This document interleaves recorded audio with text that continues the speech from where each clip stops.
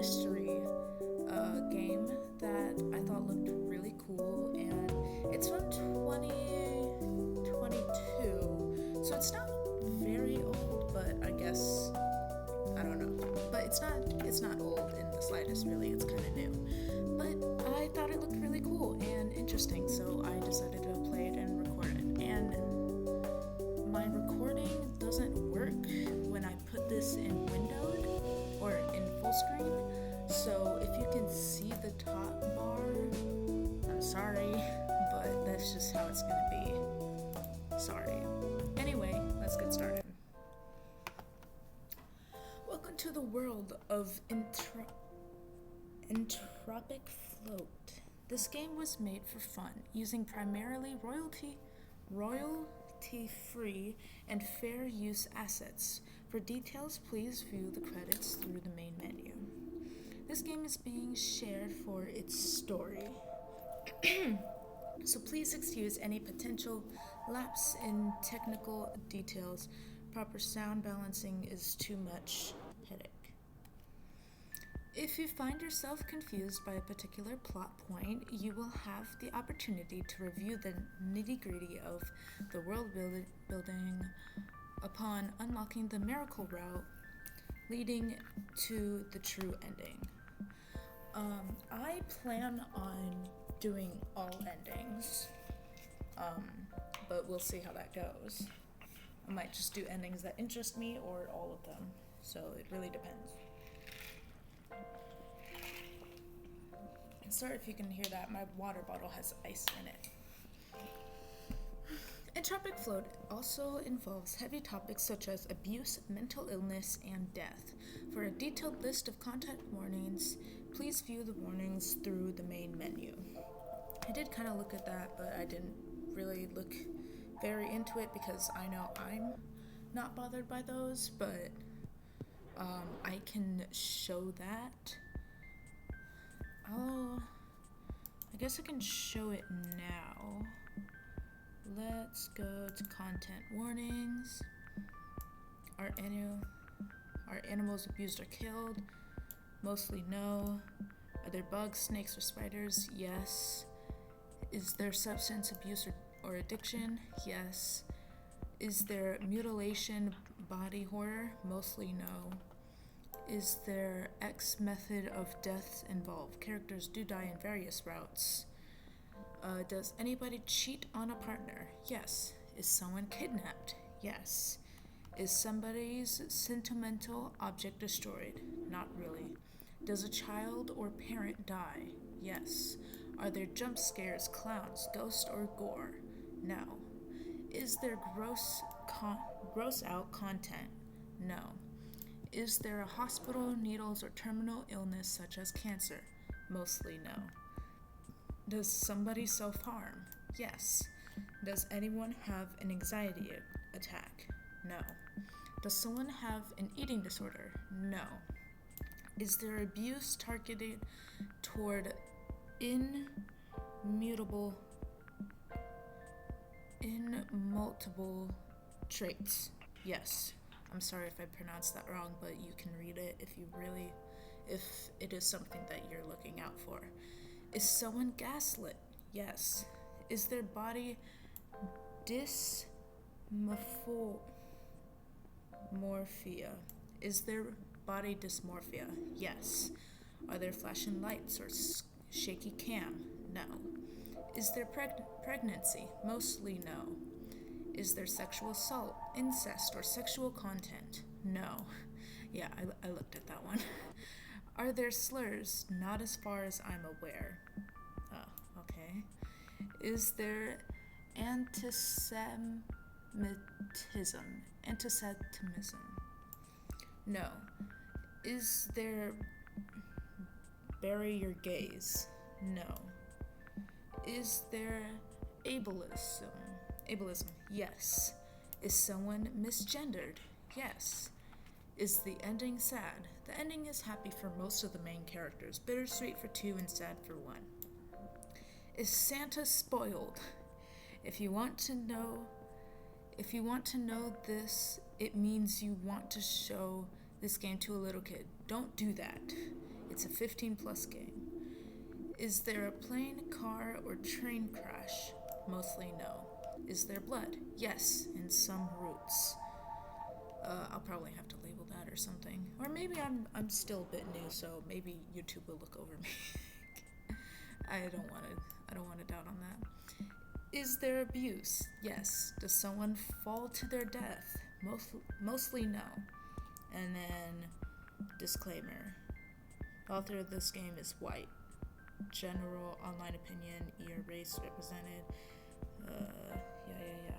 Okay, let's go to preferences. Maybe I can turn off blood. I don't even see that. There is a bunch of profiles. All these girls, people. I am female if that really matters to anybody, but I thought the art was cute, so I'm bi and a female. I don't know if that really matters, but it is what it is. Oh my god. Okay. Yeah, but in these there's nothing because I haven't found anything. History, save, load, preferences, main menu, endings. Yeah, okay, so there's a lot of endings. 2, 4, 6, 8, 10, 12, 14, 16, 18. 18 endings. And there seems to be 2 types. Interesting. Okay. I don't see anything, so I'll just go back to this. Entropic float will read your system time to determine your route. Okay, oh great, that'll be fun. I don't necessarily like metagames only because I have to do extra stuff, but if I have to wait an hour for something, I'll save there and then go to a different route. I don't exactly know how to cut videos, I'm sorry. So I'm gonna try my best to not do that. I'm gonna try to go like what I would do first, see what route I end up with, and then I'm going to go with the one that I want if it's different, the one that seems interesting, and the one that seems fun. And of course that's only like a max of 4, minimum of 3 routes that I'll be doing, but I'll try to do the rest. This will be able to change after unlocking a few endings. Oh, thank goodness. Or manipulated manually on your end if you'd prefer to play in a certain order that this feature does not allow for. However, please leave your system time untouched for your first playthrough. I'll try my best. Likewise, select which of the following 3 mostly your own gender identity. I am a woman. You will experience this loop through the eyes. Let's actually save there. Yep. You will experience this loop through the eyes of Amelia Macon. Oh, great. Macon? That's a different language or accent that I'm not familiar with. You're not Amelia, and Amelia is not you, but you'll be joining her for the time being, so please become acquainted. That would be me. Without further ado, Amelia's adorable. Oh my gosh.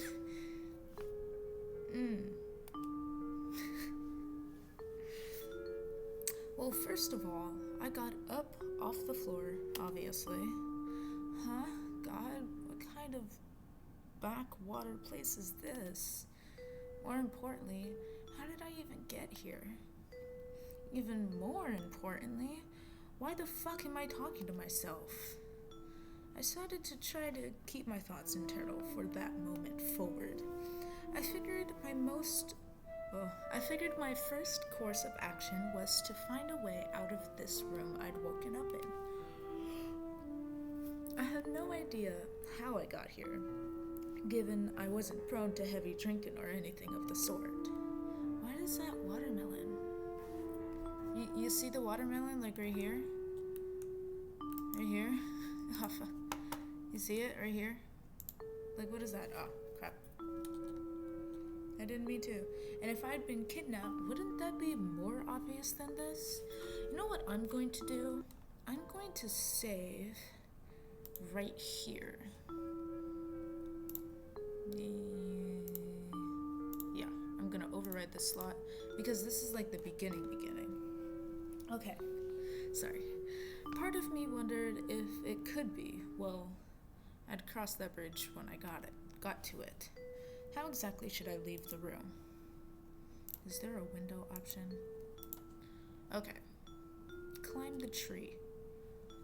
There is a window option. I wonder if I can immediately die. Well, let's try the door. No, it's fine. I tried to leave through the door, but for some reason I couldn't get past the caution sign. Wow.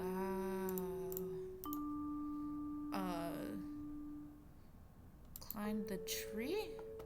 There was a tree growing out of a table, but it was too small to climb. Great. Here, hold on. Let's overwrite this slot. Through the window. I thought I would have to break this window, but when I approached it, I was able to walk right through into a hallway. I was able to leave the room without issues, but something told me I had to make very careful choices in the future. A clock at the end of the corridor showed me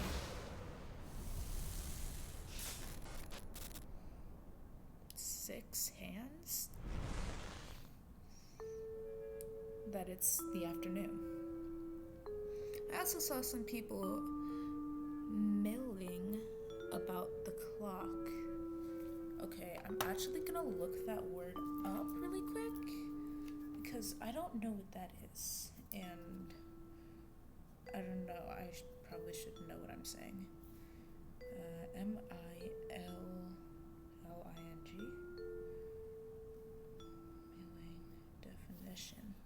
Milling definition of a machine designed to cut or shape into metal using a rotating tool. 2. Of people or animals moving around in a confused mass. So I assume that is the sense that they're getting. So these people are just moving around weirdly to my character. Or not to me, but the character I'm following. I also saw some people milling about by the clock. So I became more convinced that this was what I feared it could be. An anomaly. One of those things, like a huge house fire that you always knew could happen, but hoped would never happen to you. And it looked like that was shaping up to be where I was. I took a second to consider how I wanted to proceed, then made myself I'm Amelie known. Masson. Very pleased to make your acquaintance. I don't know what's going on, but I hope I can become your reliable friend.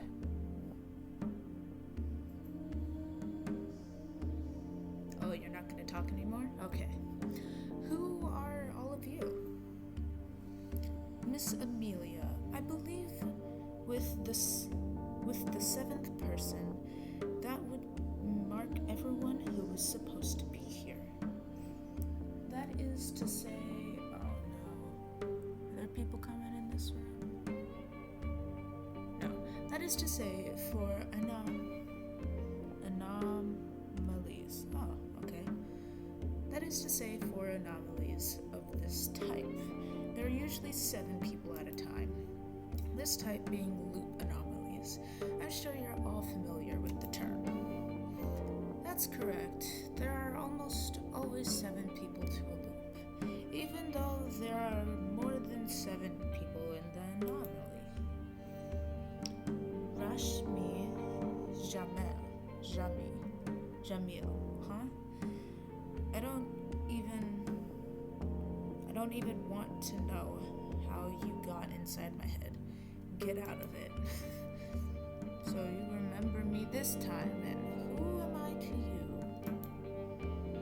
Oh, I thought that clock was like on her lips, but no, it's just they're see-through.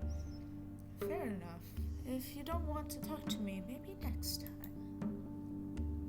7 people, you said? I'm not sure why, but I think that makes sense. Lovely.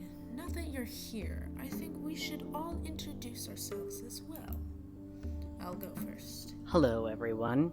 You may call me Kanatsun. That is not my real name, nor will you be hearing my real name. Once I remember why I'm here, you can count on me. Kanatsun. Kanatsun? And to pass the buck, how about the studious young lady over here? Introductions?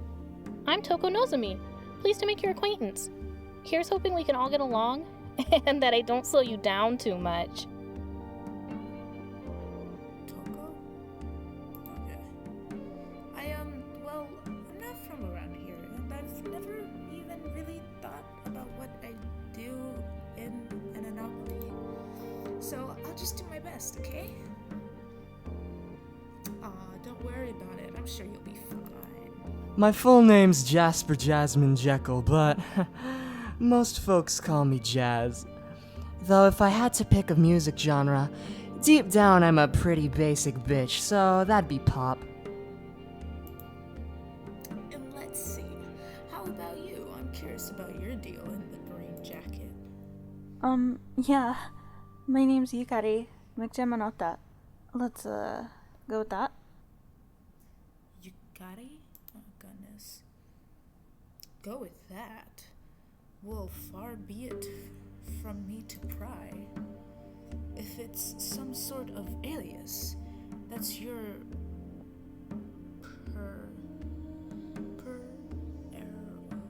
prerogative. The name's Malcolm Shingle. Some of the older folks here might have heard of my art, but I'm kind of what you call a has-been these days. Oh, I'm sorry, Malcolm. As the oldest person other than you on this loop, I'm sorry to say that I haven't. I'm sure it's lovely, though. What about you, kiddo? Kiddo? Come on, I'm 13. You're not old enough to call me that. I'm Perry Dubois. I do hope that I'll be able to trust everyone here. Please don't be my enemies. That's cute. That's a bit of an odd thing for a 13-year-old to be saying, isn't it? You were right. What are these little things that just popped up here? Weird. I'm simply not used to being on my own. I like her little tattoo. It's cute. Or, I don't even know. I'm sorry if I've misgendered these people, but I don't know their gender yet. So I'm gonna try my best to use their them with people who I don't know, but I'm only human. I don't mean it in any rude way. I respect everyone's gender identity and so on. So I don't mean it purposely. Usually I am accompanying my friend. Jeez. It is much easier to gauge who is trustworthy when Abel is here. He knows these things. I do not. I assure you, young Miss Perry, your friend is safe, and I may have lost a number of my memories regarding anomalies. But I do know enough to tell you that he is in the anomaly, if not on this particular loop. Wait, you're able to do that? With name, yes. Able. I can then check and tell you that somebody named Abel does exist in this space of this clock tower. You can tell that? Why did you check? I thought it may be some comfort to you to know that your current separation is temporary. Oh, I wonder, Miss Nozomi, is there somebody you'd like me to have a look for? I am more than willing, but time is of the essence here, so I can't keep answering all day. One each, if you will. No, now I think about it, there isn't really a reason for me to ask it.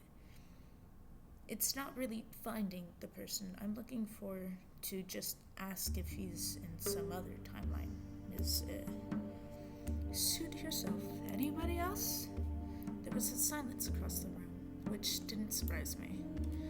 Myself, well, I knew that Rashami was here, and as for anybody else I might ask about, I'd just be relieved that they weren't on this loop with me. Besides, I really wanted to know. There was always the profile screen.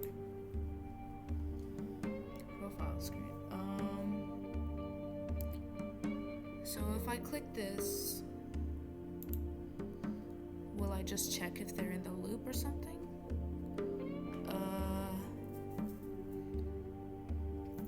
Oh, Stephanie? I don't know.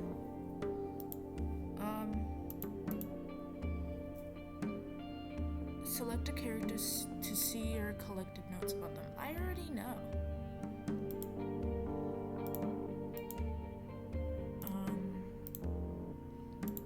Can I check certain people? Do I want to check Rush? Okay, let's just return. Time is of the essence. What does that mean? Ooh, I know this one. All this talk about loops, so it's around noon right now, right? We probably have until midnight, and we want to get out of here and go back to our normal lives. Then we gotta seek out right away, right? Oh my gosh. Then we gotta seek a way out right here, right now, before it goes back to square one. Like a freaking video game? Language. Oh, sorry. Like a freaking piece of interactable media? You're 2 years younger than me, and I don't curse yet. Sorry, don't be mad. I'm just not sure that you could really call that cursing either. Moving on. How would we go about that? I don't really know about these kinds of things. Regarding that, it's not entirely clear. It really depends on why the anomaly exists, how badly it wants to keep us here, and other boring factors. I thought I might have some idea, actually, but I also felt I needed to be careful. Drawing too much attention to myself might be a bad idea, but so could keeping quiet if my theory turned out to be correct. Every decision I made here would have to be made with a lot of thought. What should I do? Okay. Mention to the room that I woke up in. Ask if escape rooms are common in anomalies, or keep quiet. I'm going to mention the room that I woke up in. I woke up in a weird room that might be a puzzle. A puzzle? What? Since when could that kind of thing have anything to do with this? In video games? Do you not know what video games are? No, not especially. Even if I did, what bearing would that have on our reality? I kinda think we should look to the expert for this one.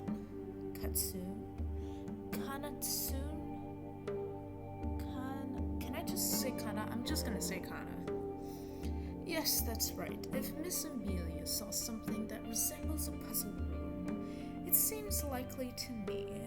Investigating it certainly can't help. Got it. In the end, it was kind of obvious that we'd have to go back to the tree room, of course. It looked like there were many other places to go. If there were rooms further down the hall, they probably didn't open. Maybe it was assuming too much. I think that everyone here would have checked any doors they passed. But I decided I was okay with making that assumption. Moving on was more important, and that was probably through the room I had woke up in. We should get going, right? Time is of the essence, so says Kana. We should, though if anybody would prefer not to be involved, that's reasonable as well. Staying behind is a valid option. Since you brought that up, Kana, does that mean you want to stay behind? Well, I sort of have a bad feeling. For me, personally, not in general. If there happens to be some sort of bug in that room. How do you know? There's a beetle in a cage. So the decision is made. I'm staying right here. It's Perry, right? Yeah. Perry, did you want to go to the puzzle room? I'm going. You're staying. That's what I was about to offer. We don't really get along, so only one of us should go. I'll do the next, right? Okay. Perry walks towards me, holding her arms close to her body, and shooting glances towards Toku. She was 13 after all. She couldn't really accept the idea that someone she decided was her Emily. Excuse me. Was her enemy would still want to keep the peace. I'll go too. Is it odd for me to ask that Malcolm come with us? Maybe a little, 'cause it isn't like I really done anything. But I don't have a problem with it, so I might as well. On the condition you tell me why, right? Well, you're the oldest here, aren't you? You might have a unique perspective on whatever we encounter in there. Wow, savage. I guess I really am washed up if my value is to be the boomer perspective in the anomaly focus group. That isn't what I meant, really. Still, it looked like the group was made up. I was kind of a given that I'd be going since I woke up there. 2 people were staying behind, leaving me and 4 others to do the puzzle. I was joined by Perry, Malcolm, and Yukari. Jazz didn't say anything about coming along, but she was right behind us when we turned to go, so I assumed she was. The 5 of us turned right back around to the wall that I came through. I didn't notice earlier that there wasn't even a hint of the window I walked through here on this side. Since I'm the one who did it before, I stepped right back through the wall and found myself inside what I had mentally dubbed the tree room. It looked the same as it did before. True to its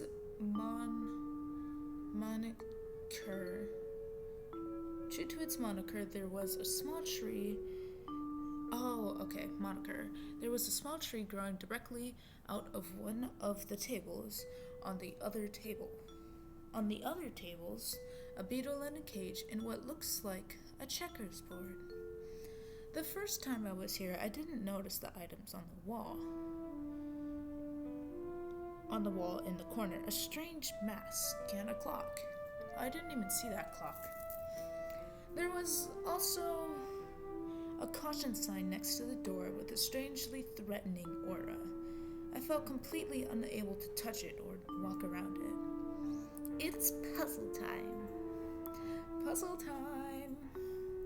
We should split up to take a look at the different parts. Then come back to figure out how they all fit together. That's the fastest way, right?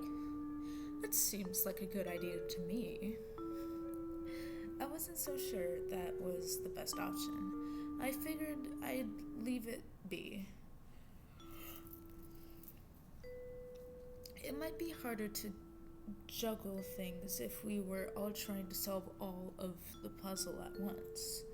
And it would be nice to get a moment to catch my breath, since it seemed to me that there were already two obvious teams formed among my peers. I'm going to look at Bug. Whoever wants to join me can. Surprisingly, nobody. Jazz accompanied Perry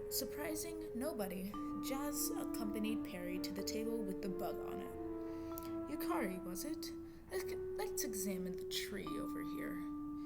Yeah, I figured as much, and they left me with the checkered board over here.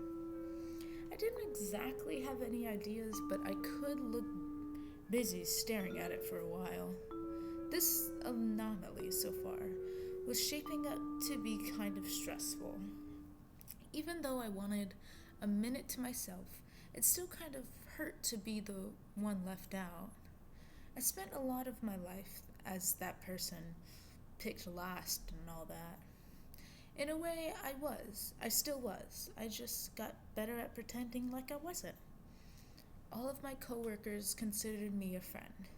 I got invited along to places, and I was only ever laughed with, not at. But that wasn't really genuine. I didn't want to think too hard about that right now, processing emotions that would probably just get erased with the time loop didn't make much sense. It was hard not to, though, especially considering, God, what right does Rashmi have showing up here?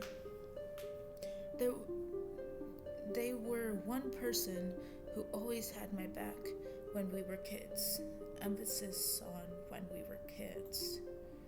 We kept in touch for a while, but they stopped answering my messages a while ago. Next thing I knew, they were married, and not only had I not been invited to the wedding, I didn't even know they were dating anyone until afterward. Maybe they had a reason, but I didn't want to hear it right now. I had enough on my plate being trapped here to begin with. I couldn't humor an explanation from a friend who left me high and dry. Friend, high. Not drugs, a plane. Yeah, that's how I got here, I think. Maybe, I'm not sure.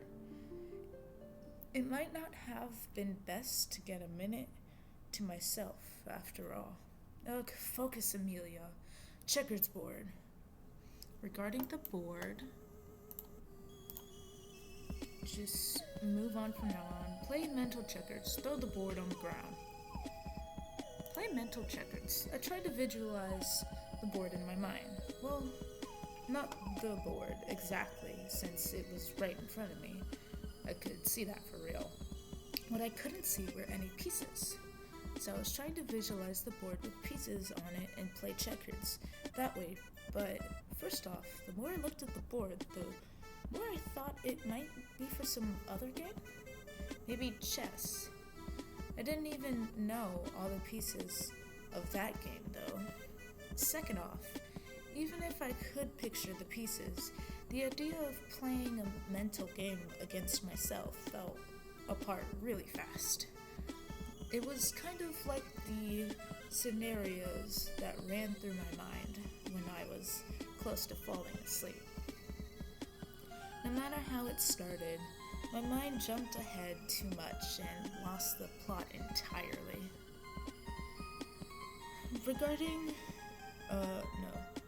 Resigned to making no progress here, I wandered over to the tree table. How's the tree business? Because the checkers are not. We haven't determined anything so far. Not even what type of tree this is. Does it matter what type of tree it is? I don't know. I only know bird taxonomy, not plants. I don't know any taxonomy. taxonomy. Sorry, I keep hitting my right click button, so that pops up. Malcolm had to explain to me what the word taxonomy meant. Oh, thinking about it, is English even your first language? Because of my name? Well, that's a long story. I don't have an accent, right? I didn't grow up in the States, but I didn't actually start speaking until I was learning English. I'm just more confused now. It's not that confusing, is it? I had a Japanese grandfather, a French grandmother, and an Italian grandfather. Gosh darn it. And a German grandmother. That results in the anachronism of my name. I'm not going to try to say that word again. I'm sorry. I was born in Vietnam and lived in Austria for a while, but moved to the States not long ago. I could read and write in both Vietnamese and English, but didn't speak at all until I had already moved. And I always found English easier than German, so I guess that's why. You say that so nonchalantly. Huh? Well, considering everything, it kinda doesn't mean anything to me. I don't learn things unless I have a reason to. I just had no reason to talk out loud when I was young. She didn't seem bothered at all, but I still felt like I shouldn't pry. There weren't any nice reasons I could think of that made it pointless to speak for a decade. Well, I'm glad that you waited until you were ready. As for the tree, well, the taxonomy probably doesn't really matter, but it'd at least be something, right? Well, when you put it that way, yeah. Even if it was meaningless, it would feel like we had some kind of progress. Sorry to say, I don't know the first thing about trees at all. Like, I'm not even sure what the difference is between deciduous and evergreen. I think you might be stupid. Hey! I'll have you know, I just figured out the last thing I was doing before I ended up here. Could a stupid person use logic to get her memories back? I guess not. So what's the deal? I was on my way. I think it was to visit a friend of mine. As the plane was taking off, I closed my eyes just for a second. Then I was here instead. Why do some of the voice lines are voiced, but not all of them? It throws me off. Ah! You didn't see that. Amelia's second note was added to her profile. A little bit vague, but well, that's better than I've got. I have to do some thinking, see if I can't find the memory for myself too. Yeah, I wonder if you can. Does that matter?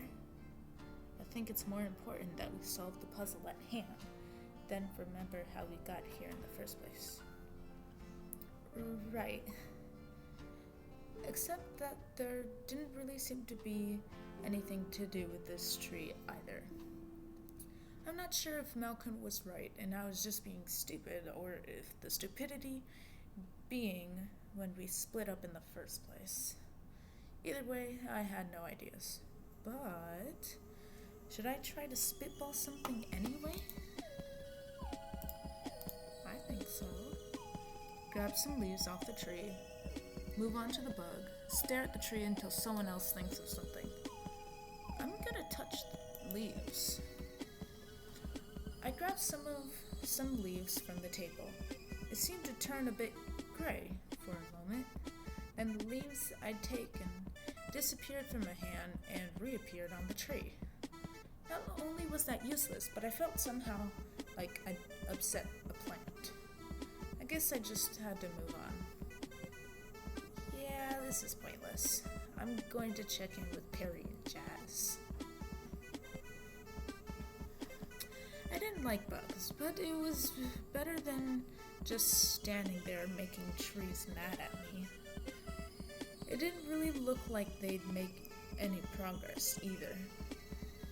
So, it doesn't look it, but is there any chance you two figured anything out? You haven't either. That's completely true? No reason to get all defensive about it. Miss Jazz, if is defensive because she hasn't been trying. I also haven't, but I'll be upfront about it. Dare I ask what it is you've actually been doing this whole time? Nothing, really. Perry was telling me about her friend's illegal pet snail. Jazz, I told you that in confidence. If too many people know about the snail, somebody might decide to take them away from him. Abe went to a lot of trouble to get a pet like that, you know. Don't worry, I won't tell. You better not. Even if I wanted to, I wouldn't even know who to tell about that kind of thing. So you brought it up because of this beetle, right? Yeah, that's right. I'm worried. What if this beetle is somebody's pet too? And it's super scared because it's not a person and it can't understand what's happening and its owner isn't here right now. Whoa, that's rough. I'm sure it's fine, kid. I'm pretty sure the anomaly made this thing up.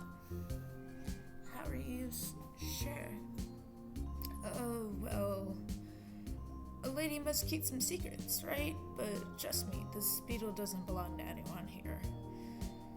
Nobody's pets are inside the anomaly. Tell me how you know that. Tell me now. What? Are you serious?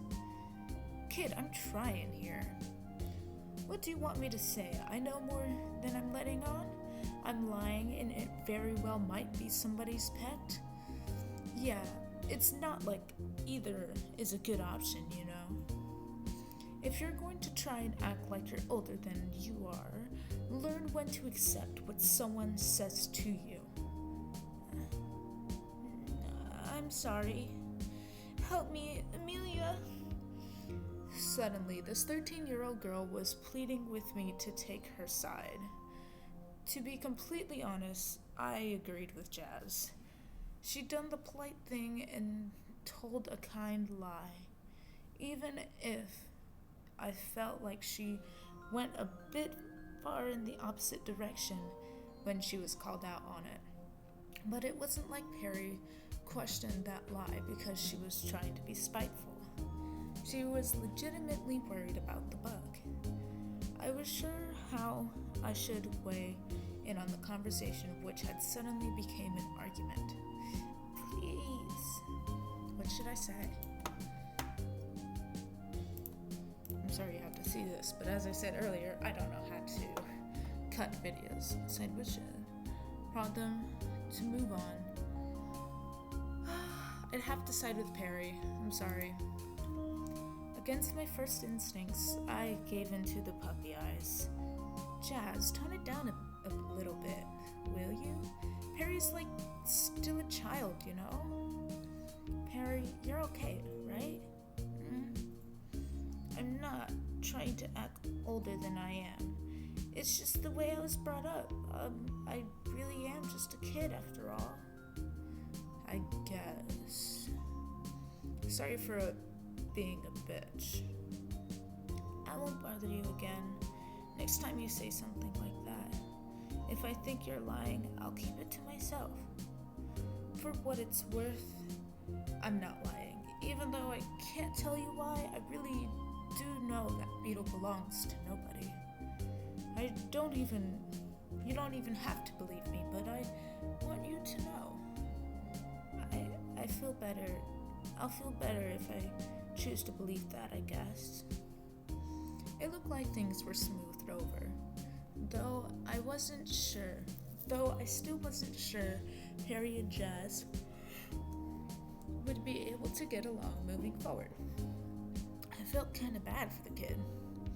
She'd accidentally alienated 2 of her 6 peers already. So it was probably the right thing to do to decide to take her side.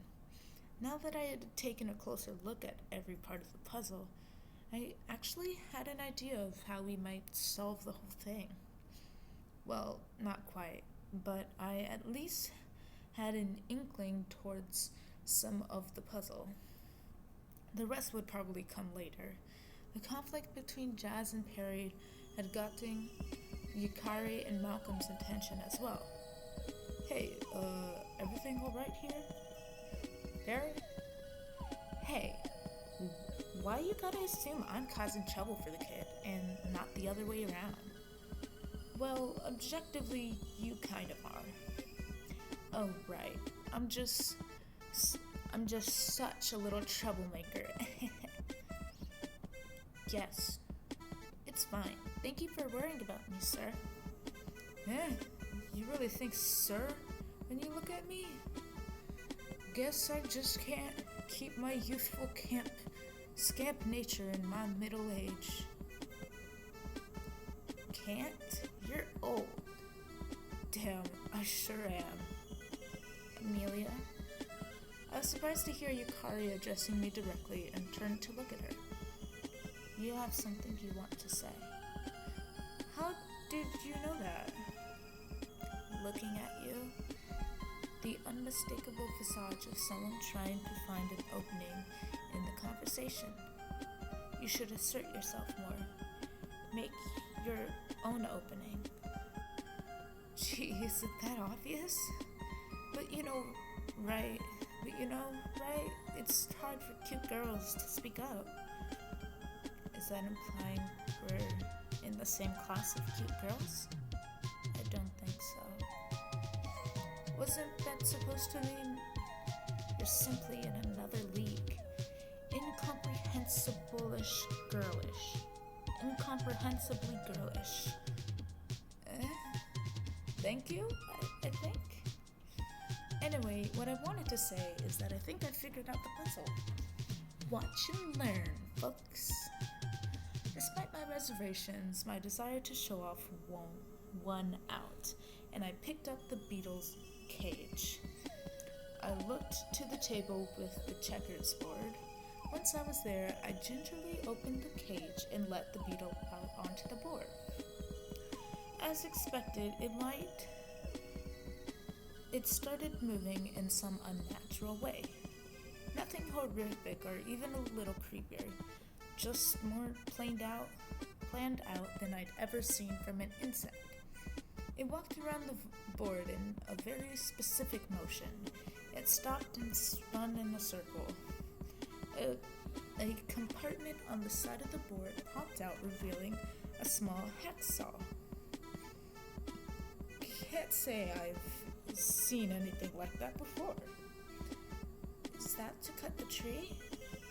You're not about to start feeling sad that we have to cut down a tree too now, are you? No. It's small. The tree is small. Let's go. Hikari grabbed the saw and led the way to the tree. I returned the beetle to its home table, then followed. She took the hacksaw to the trunk of the tree. The minute it touched, there was a flash of light in the room. Ah! The tree remained unharmed and the hacksaw vanished. But most importantly, the caution sign was gone too. We could now approach the door without any trouble. So that was the key. Not much of a puzzle. I'd hazard to say that didn't actually have anything to do with logic at all. It's not a very kind thing to say the only person who figured it out. That's not a very kind thing to say to the only person who figured it out. me? I mean, it wasn't really logical at all. It was the only way I could think of combining the items in the room. The solution was actually kind of stupid. There wasn't much to figure out about it. Just throwing spaghetti at a wall and it happened to stick. We should fetch them. The other boomer and the annoying girl. I was thinking the same thing, but Perry beat me to it. Nobody had any objections, so back we went.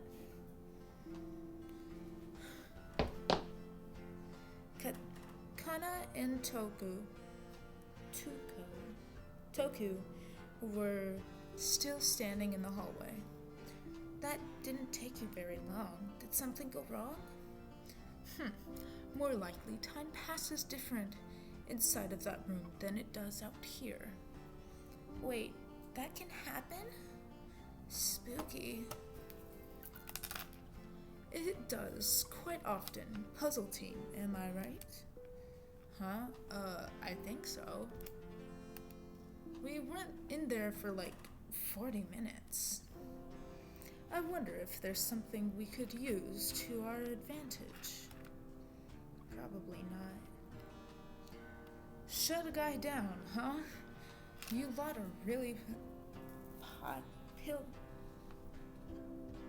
pilling on old Malcolm today. We opened the door. Well, we unlocked it. Yes, we did not want to open it without you two. Bet you would have rather leave me behind.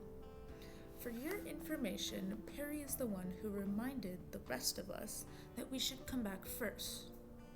Sorry, I guess. Well, we all go through the next door together. Quite reasonable. Is that the best idea? After all, if it lets out directly into another puzzle, I'm not sure how well that will go with all 7 of us there. Seriously? You don't have to walk on eggshells just because a couple of kids don't get along so great. It isn't about the feud between you and Perry. It's about the size of the room. We were a bit crowded in there, even with just 5 of us. That's fair, but we can't just have some people turn around if it's too crammed. You are not a gamer. How dare you? The puzzle room probably closed when we walked into it as a group. That's how it usually works. Until you solve the puzzle, you can't leave through any of the doors. It's just as much a challenge to go forward as to escape. Yeah, that's probably right. But the next room won't be another puzzle. It'll be like this hallway. Effectively an antechamber. Yes, that seems likely. Both of the young ladies' statements, in fact. Powerful deductions in the Chili's tonight. Please tell me that no, this clock tower did not transmogrify from the real world Chili's. I was simply attempting to lighten the atmosphere with the good old-fashioned meme. When the apostate is sus. Let's not go full zoomer on the poor man just yet. Regarding how we move forward, Amelia, what do you think? I knew I already agreed with the idea that we should all move forward as a group. But when it came to what I thought would happen when we did, if there is a puzzle room, there some of us can leave. There won't be a puzzle room there. If there is a puzzle room, we'll deal with all being stuck there. I like that option better. If there is a puzzle room, we'll deal with it with all of us being stuck. I wasn't sure if there would be rooms between the puzzles and still wanted us to all go. Well, it might be a little crammed, but I think that if there does happen to be a puzzle room there, we can still manage. I think so too. Even if there's some tension, we can handle it if the need arises. I still can't imagine that would be the case, but alright. As long as we stop dawdling around here, yeah? We made the decision to move on. I couldn't keep feeling like some people were still reluctant to do so. With the decision made, it was finally time to see what lay beyond the next door. I had to admit it was kind of frustrating how much work it took to convince this group of people to take action. But then again, we're all confused, and it wasn't as if we knew each other. Part of me wondered if things would be easier if Rashmi was here for real, not as some weird time ghost. Even though I didn't forgive them for cutting me out the way they did, I had to admit, a familiar face in these puzzles would make it easier. We returned through the puzzle room. Oh no, the beetle. Ooh. Oh, this is a nice area. I like this. There's even a water. Ooh, beautiful. The new room was strange, but not a puzzle room either. Everybody quickly found a comfortable spot to wait. After all, this room resembled a lobby, and that was what one did in a lobby.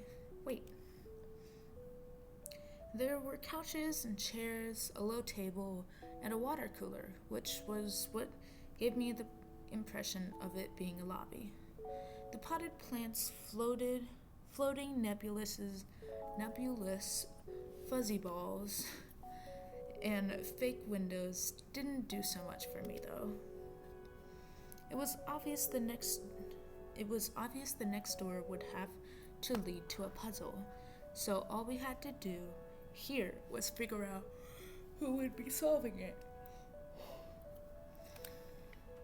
Say, Miss Amelia, would you mind stepping aside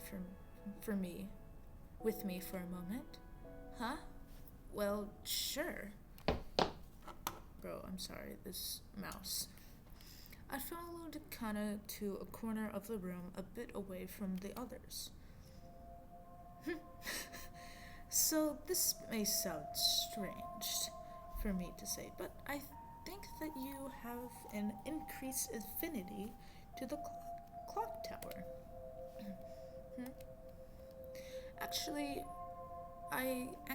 I mean, it does sound weird. As soon as you said it, I felt like I already knew it. Well then, that confirms it. You may not be the only one, but it's rather observable when it comes to you. You are the one I want to talk about entropy.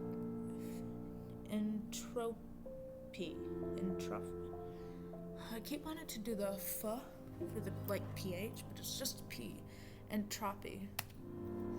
Like the thermodynamic law? No, in regard to the anomaly, it's a bit like the colloquial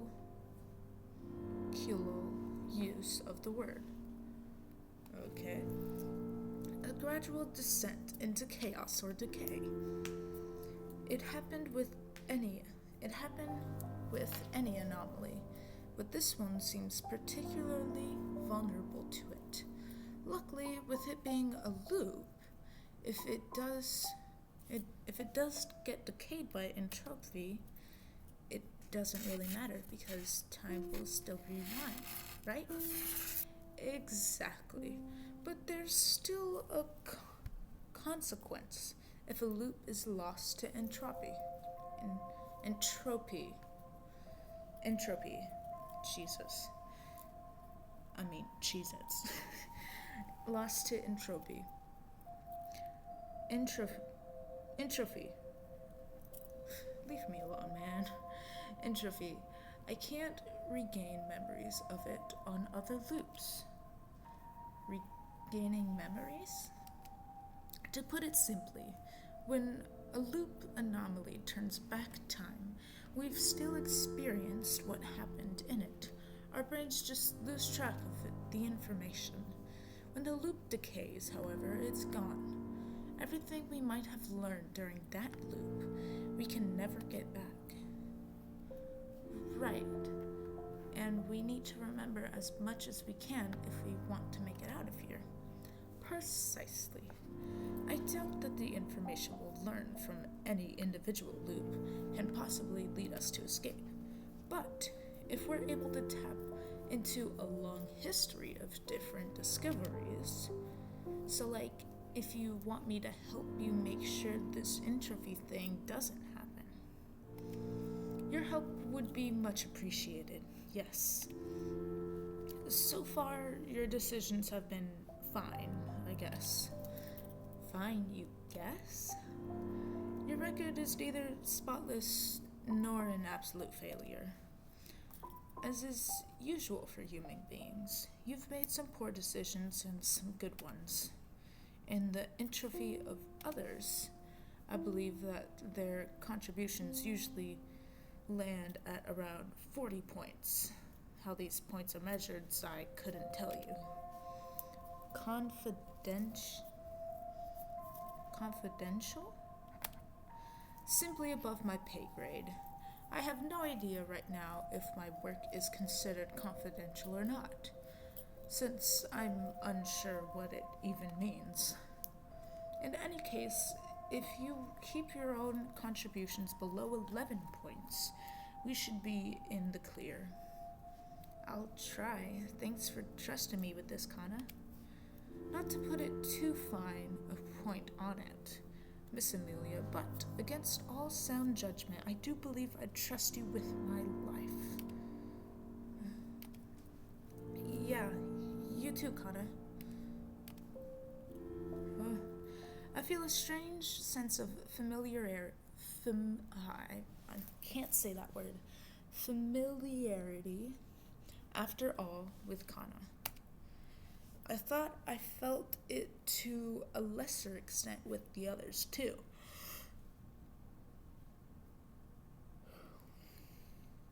But something told me that when it came to other loops, Kana was almost always there. So even though we just met, it felt like he was my close friend.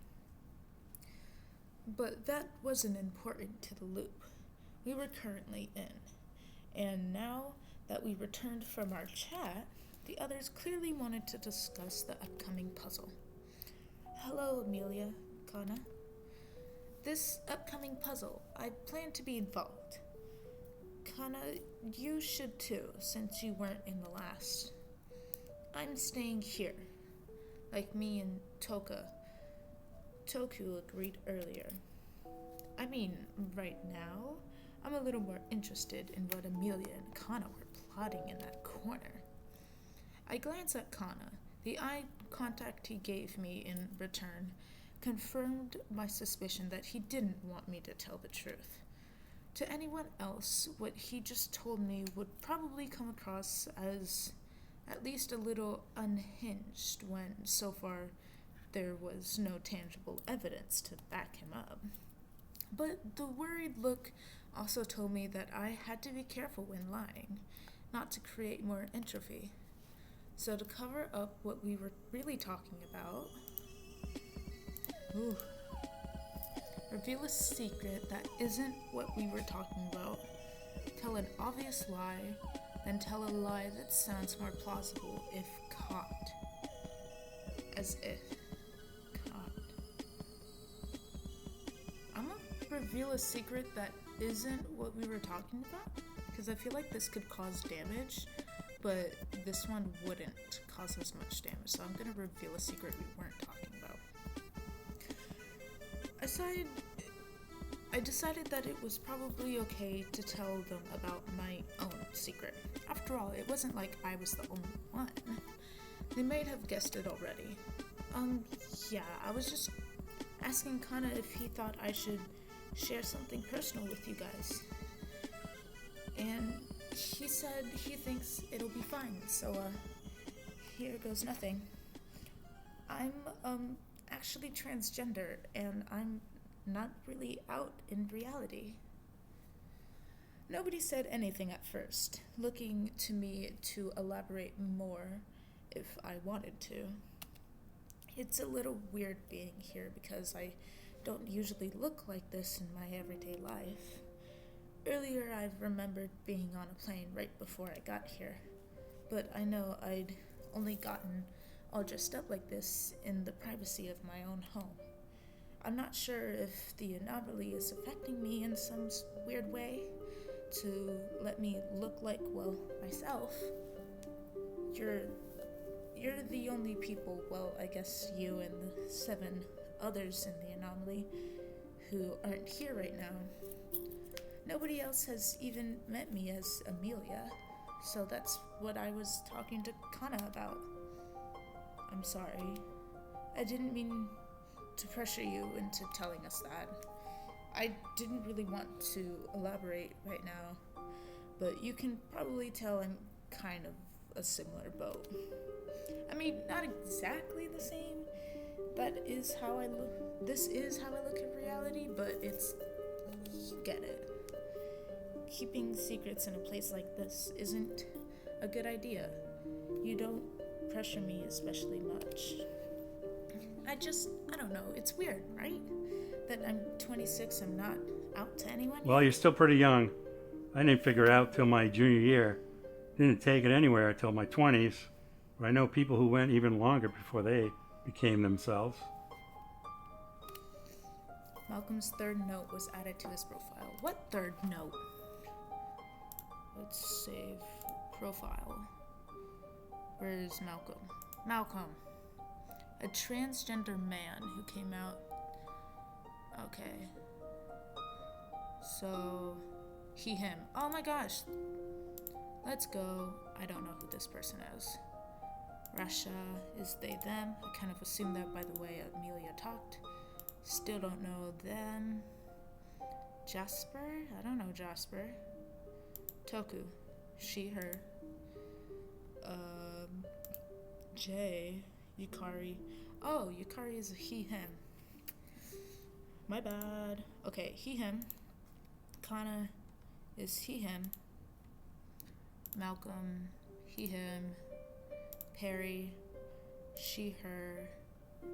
Amelia, she, her. Abel, true. Okay. So, they, them. She, her. She, her. He, him. He, him. He, him. She, her. She, her. Okay. Let's hope I get this right. If not, I can always reference. And I didn't look at the other people because either I already knew about Rasham being a they them, or Abel. I don't know much about Abel to be able to look at his profile. I don't know, it'd be like cheating. Okay, Malcolm's third note was added to his profile.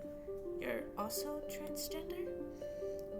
Pardon my ignorance, but your voice and the beard. You've gotta understand, I'm 45. I've had to explain this to a lot of people in my day. I'm sorry, I swear I didn't mean to be disrespectful. I'm just, simply curious. I'll take this one. There's this thing called hormone replacement theory. In Malcolm's case, that'd be testosterone. So, in his 20s or whatever, he got to experience the epic highs and lows of a teenage boyhood and puberty to electric boogaloo. Boogaloo? Interesting. I've never heard of that before. That's really cool. As far as I heard about it, it was just one really expensive sex change operation that only rich people could do. Sheltered kid, I get it. Got it. I've never been rich, and no one big surgery doesn't really exist. But anyway, the point is, Amelia, you really don't need to worry so much about it. Everyone blooms in their own time, so to speak. I hope you can enjoy this time with us and come out in your everyday life whenever it's right for you. The sentiment was really kind, but unfortunately, there was never going to be that whenever. The life I was leading, coming out of the closet, wasn't feasible. I didn't know anybody who'd support that for me, but I didn't want to dwell on that right now. Well, anyway, I'm in for the puzzle room, folks. I have forgotten Amelia's pronouns immediately after I just read them. Amelia is a she, her. Okay. I don't know. I have a really bad time remembering things. He, him is Kana. I'm sorry if this is disrespectful for some people who fit this category, but I don't really have that many people in my life, so I don't really have a lot of practice. I know that sounds weird, but I promise I respect everyone equally, and this is amazing. The fact that a game is so in the know, and this was 2022, which was kind of when I was getting to know everything. I think 2022 was kind of when I started questioning my sexuality. So I was just starting to get into everything. I wouldn't consider myself to be sheltered, but it's just I've never had to think about that sort of stuff. I've come out to mainly everyone in my circle, in my life, and I'm honestly I'm not scared about it, because if people don't like who I am, then I'll avoid them and they can avoid me. But I have a friend who is a he, him, and he's the only person who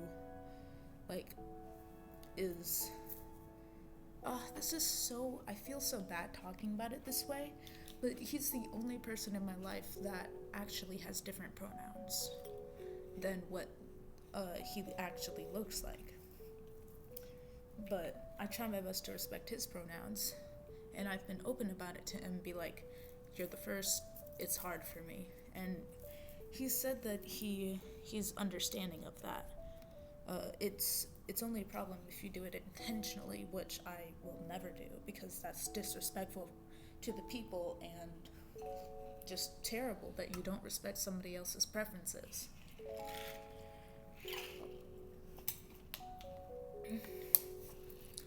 So, I apologize if I end up messing up somebody's pronouns in this game, but just be aware that I don't mean it intentionally. When did I'm gonna turn on this light so I can know that at least somebody's in here. Nope, that's the wrong way. There we go. I know you guys probably don't understand, but I'm in an empty room right now. This is a lounge in my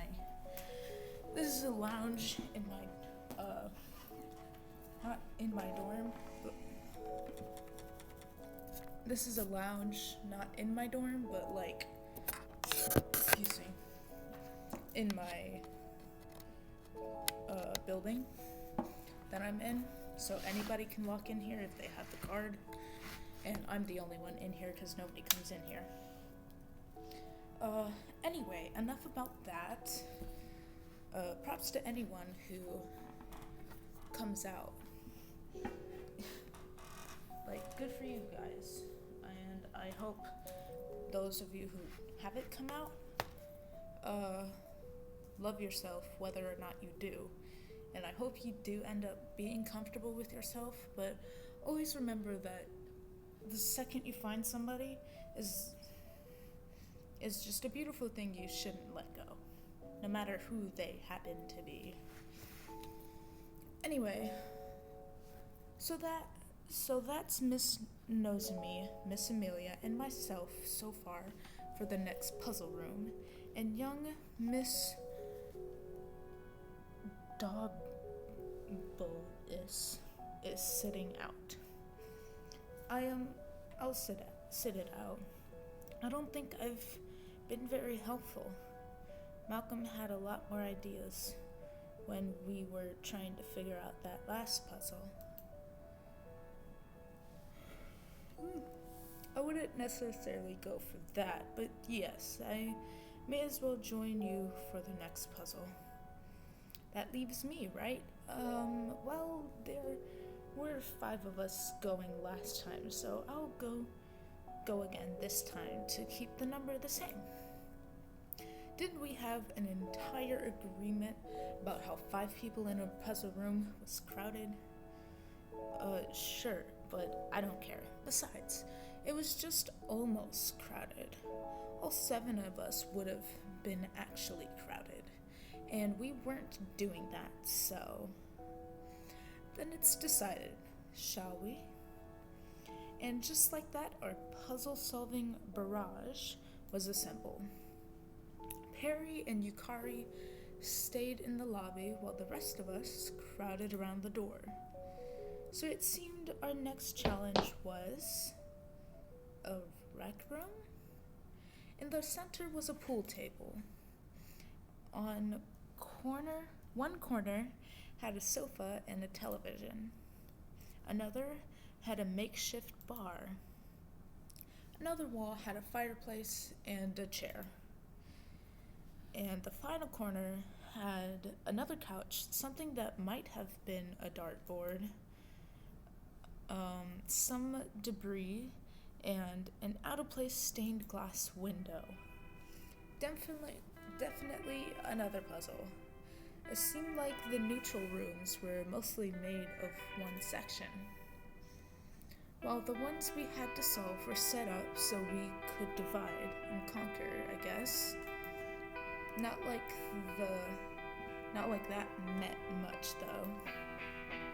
Especially now that I'd promised Kana I would be helping the entropy levels down. I would probably end up involved in solving everything this room had to offer. Oh wow, they put alcohol in here? Hey Toku, ever tried wine? Of course I haven't, I'm 15. Straight laced, are we? Well, how's a good time, isn't it? You wanna try? Are you really offering alcohol to a minor right now? It's not like she'd remember it. You're suggesting she black out? I've been there, but what? I meant because of the loop. Jesus Christopher, Malcolm, I'm not a monster. Well, I can't say I appreciate that suggestion. Jazz is endorsing criminal acts, even if it'll be erased. Is that a good example to set? And Malcolm seems to have some kind of unsavory past. So, if there is a puzzle involving that bar, I will take responsibility for it. I'm not sure whether to thank you for your thoughtfulness or take offense at what exactly you think I've done. It doesn't appear as if there's a puzzle over there. I say we just thank Miss Nozomi for her gratitude in volunteering to handle it. Even if the motivation is to make sure nobody drinks. Well, it isn't like I'll stop any of the adults later on. As long as it's legal, I'm okay with it, but I think we should be at peak mental capacity when doing puzzles. guess it makes sense. But the implications don't make it into a thing, Amelia. I've been a teachable moment enough times already today. We don't have to do it with another topic altogether. Understandable. Well, then Toku's at the bar. What about everyone else? I have a bit of a soft spot for tactical games. As somebody would like to join me at the billiards table. I thought you needed at least 4 arms to play billiards. What in the world did you hear that? Aww. If not for the bug that spooked you might have liked the other puzzle. There was a checkers board there. I saw it when we walked in, actually. It was a shoji board, but evidently you solved the puzzle no problem without knowing that. Dang, I really was stupid, wasn't I? Well, since apparently you can play billiards with 2 arms, why don't I join you there, and you can teach me? That's agreeable, yes. Leaves me with the television. I'm alright with that, Amelia? I was thinking I'd just help out wherever I can. Nothing else in here seems like its own puzzle, and I'm not so great at focusing on just one thing. That's a good idea, so everyone to your posts. At his instruction, everyone split up to different parts of the room we discussed. As for me, I guess I may as well pick somewhere to start. Selfishly, I thought that the puzzle at the bar seemed easiest, so I walked over there first. Toku was waiting for me when I got there. I like her leggings. Can I, hide this really quick? On the corner, there were bottles of yellow and blue liquid. I don't know. I like her leggings, or stockings. I think they're really cute. The shelf behind the bar was mostly beer and wine, but also had a bottle of green. It's late right now, so I'm yawning a lot. Bottle of green liquid on the low shelf, and an empty bottle on a high shelf. Toku seemed to have the same assumption I'd had, that the bottles would be part of the puzzle. She was staring at them quite intently. Hi, Toku, can I help you out over here? Yeah, actually. It's pretty obvious the puzzle has to do with those bottles, but there's no instruction or anything. I'm not sure what exactly we're supposed to do with them. Yeah, this place isn't exactly straightforward, huh? But if we put our brains together, I'm sure we can figure something out. Do you have any theories about what it might be, Amelia? A theory about what we're supposed to do with this puzzle. Make all 4 bottles here the same. Make 3 of the 4 bottles the same. Empty out the bottles. I think we have to make all 4 bottles the same. There are 4 bottles, so maybe we need to move the liquids around so that all 4 bottles are the same? I'm not sure that's right. Oh, but I think it almost is. It's probably just 3 of the bottles that need to be the same, right? The ones with liquid. That don't make no goddamn sense. The empty bottle is just a tool to help us do that. Oh, that makes sense. You're pretty clever, Toku. No, Toku's an idiot. I'm right, you're wrong. Stupid game. I mean, what? How does that even work? Oh, only 3 of them have to be the same. But there's 4 bottles. Oh, the 4th one's a tool. Yeah, well, we could use any of the other bottles for a tool. We don't need tools. Like, I would say 4, and the game is wrong. Anyway, let's continue with 3 bottles. So we figured that out. As soon as she said it, it felt completely correct, so I guess I was a little off. Shut up, Amelia.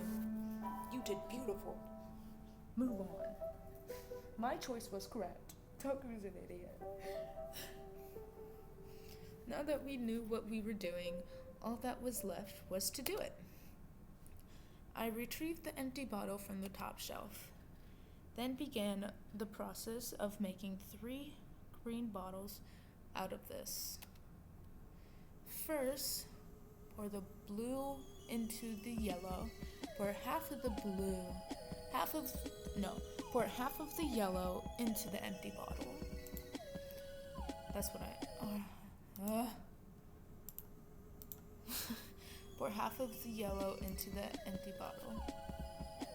I picked up the yellow jar and poured half of it into the empty bottle. Now I had 2 bottles half full of yellow and 1 of blue. Pour half of the blue into the yellows. Pour half of the blue into the yellows. Now I had 1 jar that matched the one on the shelf, 1 jar full of yellow, and 1 jar half full of blue. Next, pour all of the blue into the yellow. Oh, wait. There we go. Pour all of the blue into the yellow. I lifted the blue jar again and poured its contents into the remaining half full yellow. That left me with 1 empty jar and 2 full jars of green. Having done every step right, I set the bottles on the shelf. An actual puzzle, I really solved it. Ha! We did it, Toku. Now that the puzzle was done, I spared a glance towards the fireplace. Ah! I didn't know this was gonna be a horror. Some logs had appeared where previously they were none, which was confirmation enough for me that we'd done the right thing. Whatever. I turned back to Toku. Thanks for helping to figure that out. Sorry if it got a bit testy at one point there. It spilled something I'm working on. What you mean? You're only 15. It's so understandable. Being a teenager is hard. Yeah, that's kind of what my parents say too. Or at least they tell me that I'll grow out of it. Hold on. I want to see their ages. So, Rashmi is 26. Amelia is also 26. Malcolm is 45. Oh my gosh. He is old. Perry is 13. Abel is Perry's friend. Abel's 14. That's cute. Kana is 34. Okay, sorry, I was looking. Kana is 34. Toku is 15. Okay, so Malcolm's the oldest, Perry's the youngest. So Amelia is kind of on the old side, but Amelia is still like one of the few younger people. She's average. Amelia's average. Yeah, that's kind of what my parents say too, or at least they tell me that I'll grow out of it. Apparently, it's something that sort of runs in my dad's side of the family.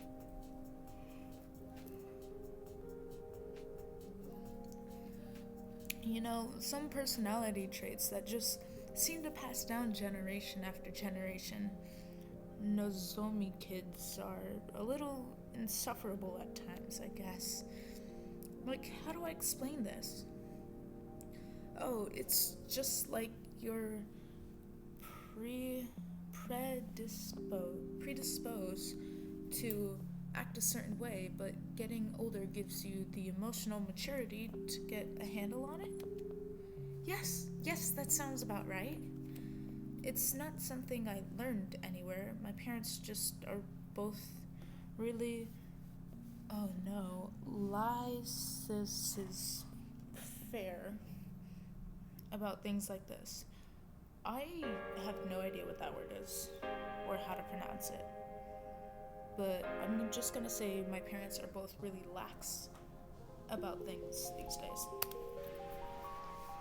So it isn't like I learned by watching them to get caught up in my own way of thinking and fail to consider other people. It probably sounds really weird, me standing here claiming that I have a superiority complex in my DNA. It makes sense to me, actually.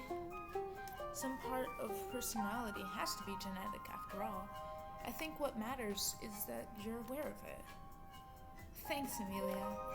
When I'm stressed out, especially, it's hard to acknowledge that other people see the world in completely different ways than I do. Well, before I move on, why don't you tell me a little about how it is that you see the world? Oh, I mean, it isn't that at all. It isn't all that interesting. I'd still like to know a bit about you. I guess, I'm kind of just a smart teenage girl, you know? I do my best and get good grades and follow all the rules. I'm a good kid. That's the kind of person I am and who I want to be.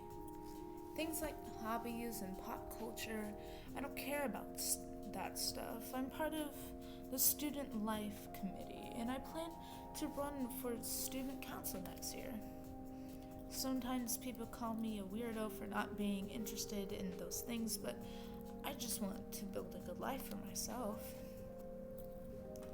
That's all really smart of you, except why do you plan to do with your good life once you have it?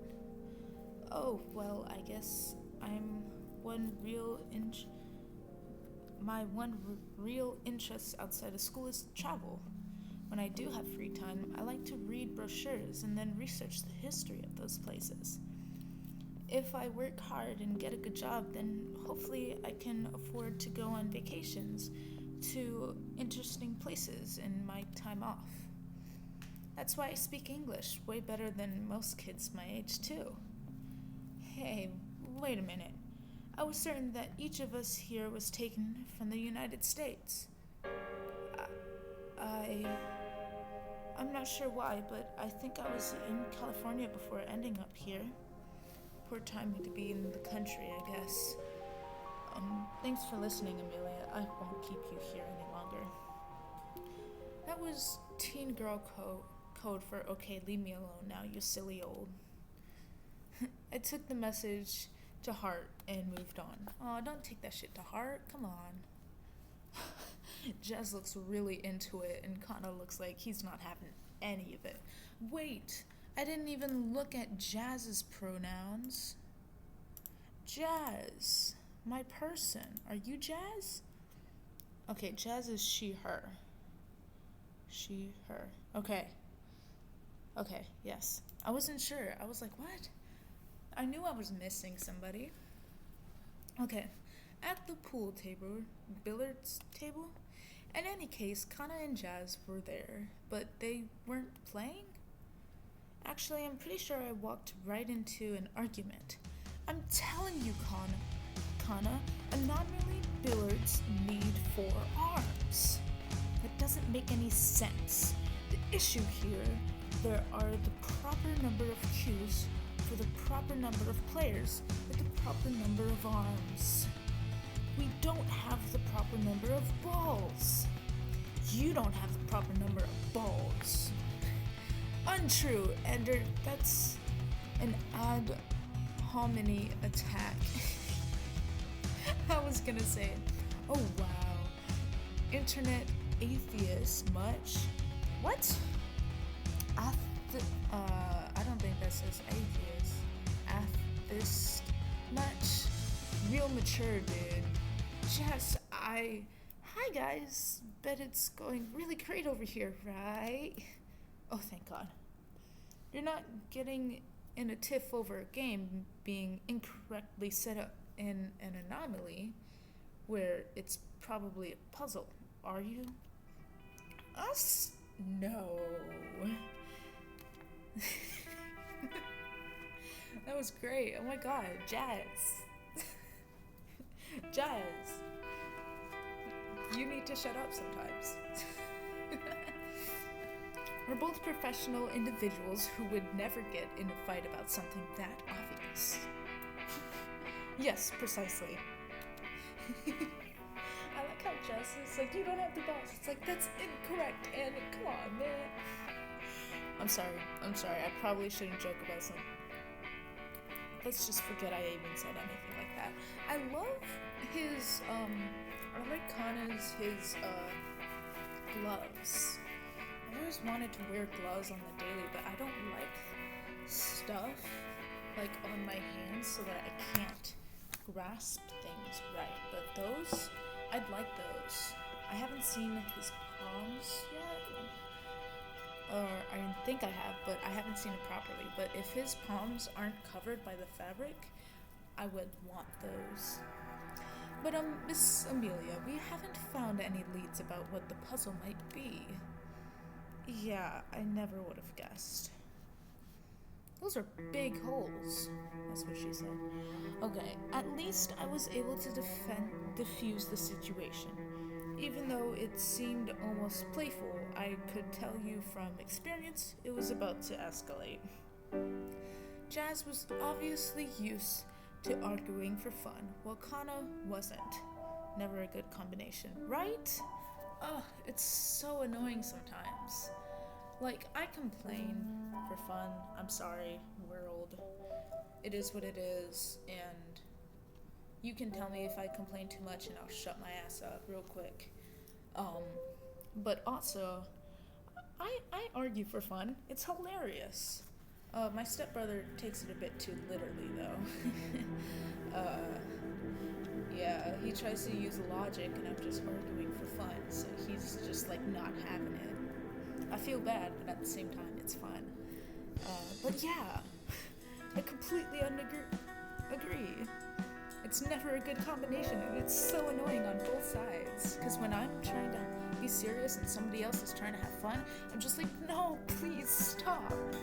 Listen to me. Okay, now that I'd split them up, I took a look around the pool table and found a piece of paper. There were instructions on it. So, there are 6 holes in this pool table and 2 balls. Each time you sink a ball, the adjacent holes will be sunk. The cue ball can only be sunk in corner holes, and the 8 ball can only be sunk in middle holes. You have to alternate which ball you're shooting. What is the minimum number of shots to make all 6 holes be sunk? Put this into action and you'll proceed. That is complicated. That's unfair. The last set of puzzles didn't have any instructions at all. Why would we have been looking for them? I came across the instructions at the first investigation onto what type of puzzle this is. We certainly were not taking a close enough look. Well, thanks for admitting that. Neither of them said it, but they probably were too busy feeling embarrassed to listen to the instructions. I may as well give it a go anyway. The fewest number of shots required to solve the puzzle was 3. No. Okay. What do you do first, though? I'll go 3. I think 3. 3's the right answer, right? 3 has to be the right answer. I swear, if I get this one wrong, too. I remember the instructions. We only need 3 shots. So, like, Kana, you're good at this, right? You gotta do cue ball to one corner, 8 ball to the opposite middle hole, then cue ball to the hole that's left. Yes, the first shot would handle 3 of the holes, the second 2, and then the last. That makes perfect sense, Amelia. Thank you. Yes! I'm so smart! My head is so huge, I thought I'd break these fucking headphones. I'm so smart. I'm so good. I'm the best person in the entire world. I am amazing. Forget that last one.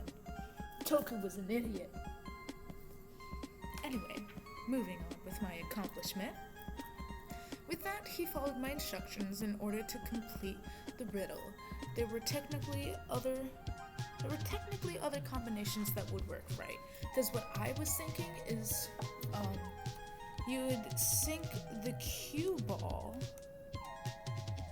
You would sink the cue ball into this hole, get these 2, and then you'd sink this here and get these 2, and then you'd sink this and get here and here. So that would be 1, 2, and then 3. That's what I was thinking.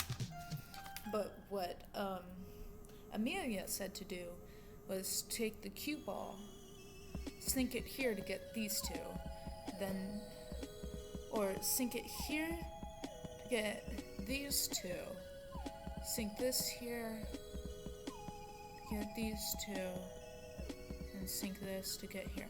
So I was thinking this. No, this goes here, this, and then this. Bam. Bam. Bam. Yeah. Mine is the same. Mine would have worked too. I'm smart. I'm so smart. But none which reduce the number of required shots below 3. Now that it seemed like we made the minimum number of shots necessary, I looked over toward the fireplace. The logs were starting to catch alight, but nothing else in the room changed, so the puzzle wasn't done yet. Still, we'd cracked this one. Nice job, guys.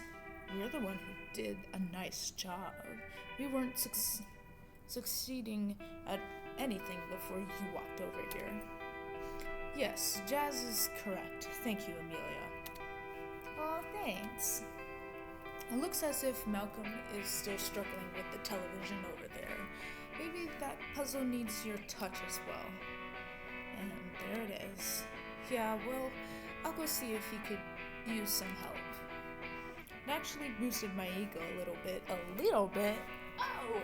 It boosted mine all the way. It's gonna get shot down real quick, but I'm high right now. But people felt like they could rely on me for these puzzles. Though thinking about it, it wasn't exactly great at this kind of thing in my everyday life. It was probably something about the anomaly itself. Kinda did say I had increased infinity with it. Oh my god, the time clock thing, dude, that Kana was talking about? Am I the master? So something about its magic decided I was important, I guess. I guess. Why does he have a cape, though? Like, what? I walked over to the TV to see Malcolm crouched down in front of it, fiddling with things. However, long he'd been doing that, it clearly wasn't going anywhere. I walked next to him and looked up after hearing my footsteps. And he looked up after hearing my footsteps. Oh, hello, Amelia. Kneeling on the floor, fiddling with the television. You're 45, Malcolm. Do you have any kids? It's pretty dad-like of me, huh? Did I hit a nerve? It's fine. You're here to help me figure this out. Yeah, that's the idea. Well, it's also pretty dad-like that I haven't gone anywhere in all my fussing with the inputs. There aren't even any cables.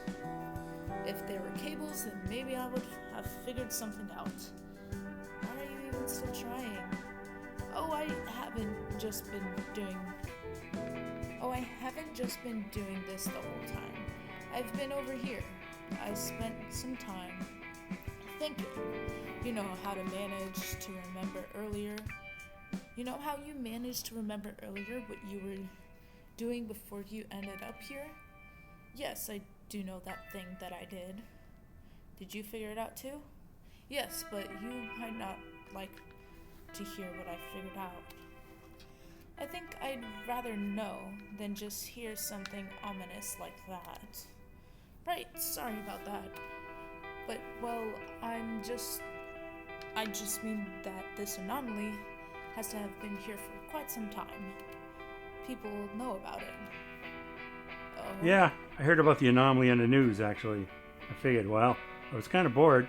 May as well do some urban exploration. And here I am. Damn, Malcolm. Really?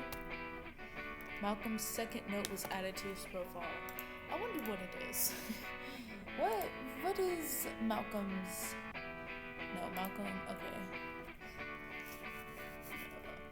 Found a way into anomaly on purpose because he was curious. Okay.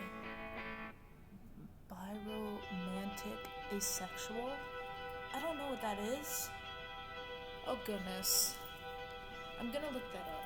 It's better to be in the know about something than willfully not know it, you know?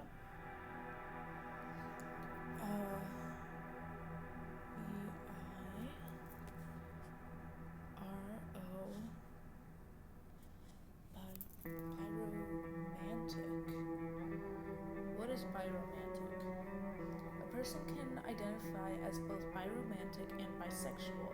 The difference between that one term applies to their romantic feelings and the other their sexual feelings. Biromantic means having the capacity to be romantically attracted to people from more than one gender group. I don't. Okay, well, he's biromantic asexual. So how does that work? Biromantic asexuals seek romantic but not sexual relationships with people of more than one gender. Okay, that makes sense. Thank you, Malcolm, for teaching me something new. You are amazing, Malcolm. Living up to your 45 years. So what does that mean about it all exactly?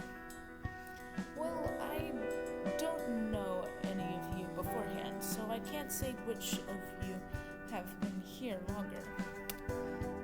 But either someone here is high enough profile that they were quickly reported as missing and sufficiently important to be traced to this anomaly, or the anomaly has existed for over a month. That's a while. It certainly is. And while it's technically illegal to fire somebody for having been trapped in an anomaly, yeah, I'm pretty sure the people I work for are shady enough to find some other plausible excuse to let me go.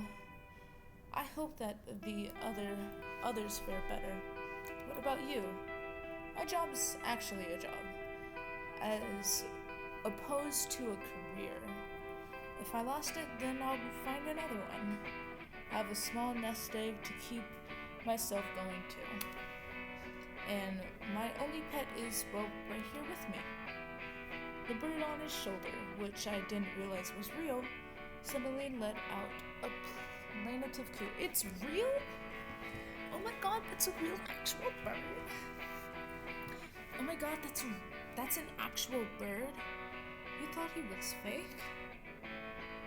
He is really well-behaved little guy, so I guess I can see how you thought that. His name's Pudding. Oh, that's a cute... Oh, Malcolm.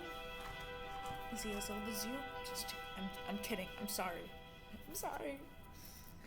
I just hope that whoever else here has pets also has someone who would look after them in their absence. Yeah, I don't think anybody would for me, so I'm glad I haven't got any. Thank God. I was about to be real scared. What was that you were saying earlier, though, about high-profile people being traced? Well, he isn't proud of it, but my father used to be a police captain in our city. Because of that, I'm pretty acquainted with the process. It's always assumed that any given missing persons could be in an anomaly, but the agency that's responsible for dealing with anomalies gets a lot of direct reports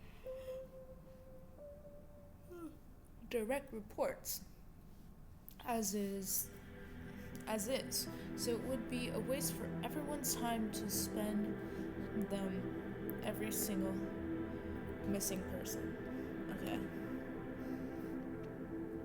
The only time that happens is if there's either a serious reason to believe that it's an anomaly, or if the missing person is considered important enough to trouble the agency with it. I guess that makes sense? Yeah, our entire government system is designed to let people fall through the cracks, but what do I know? I'm just a washed up artist. Let's move on to the task at hand. Right, yes, this television. Malcolm was right that it was more important to address the current anomaly we were trapped in than the fact that we're probably hundreds of people in anomalies who'd never be found. Oof. We had to do our best to make sure that we didn't number among them.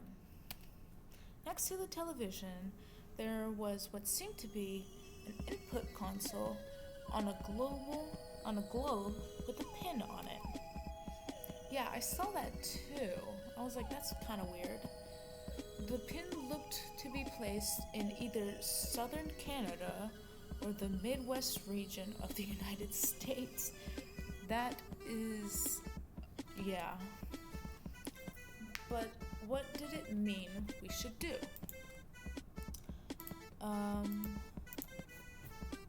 Put in coordinates using the input console, remove the pin, use the input console to navigate the pin's location. I'm gonna say put in coordinates using the input console.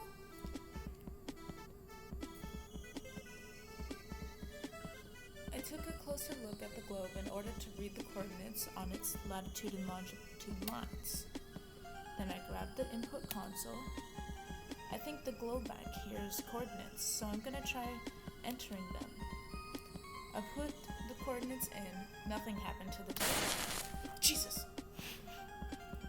But I heard a distinct woof from behind, so I looked toward the fireplace.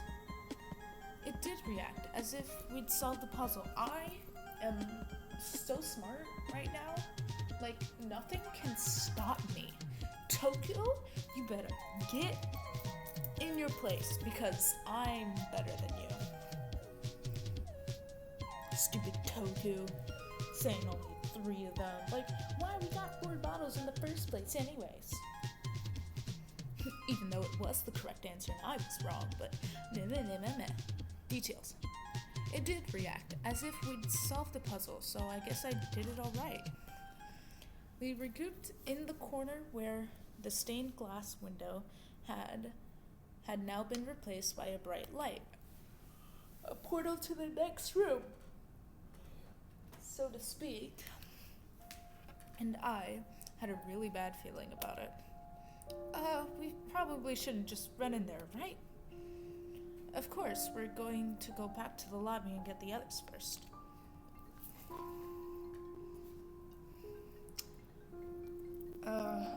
Hold on.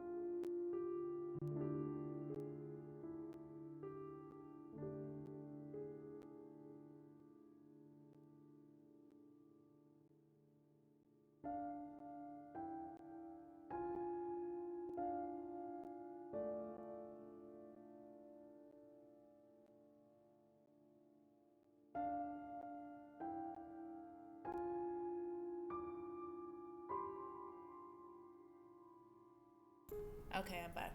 No, obviously we're going to, but Kana was watching me. I don't think he was warning me to be quiet. I think he just wanted to listen to me. But that gave me second thoughts anyway. I did want to talk about my reluctance to go into that room. At the same time, I realized that I wasn't sure how to say it. It took a minute to breathe and think about it.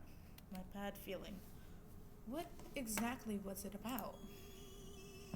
You know, that's a good question, Amelia. Something would happen if I go in there. Something bad would happen if we all go in there. How am I supposed to know what she's feeling? Because, okay, thinking about it, if I'm the outlier, then I probably shouldn't be in there, right? Because I could mess with it. Hold on a sec.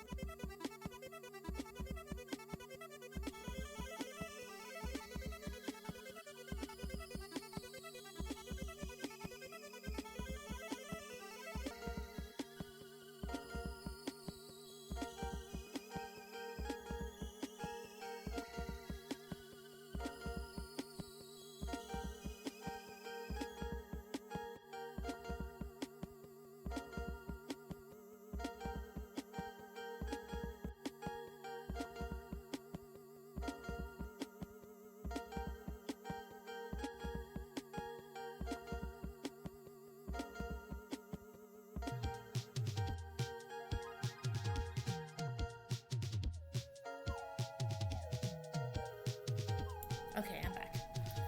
I'm thinking because if I'm the outlier, I would be the one to mess everything up. But Kana wants me to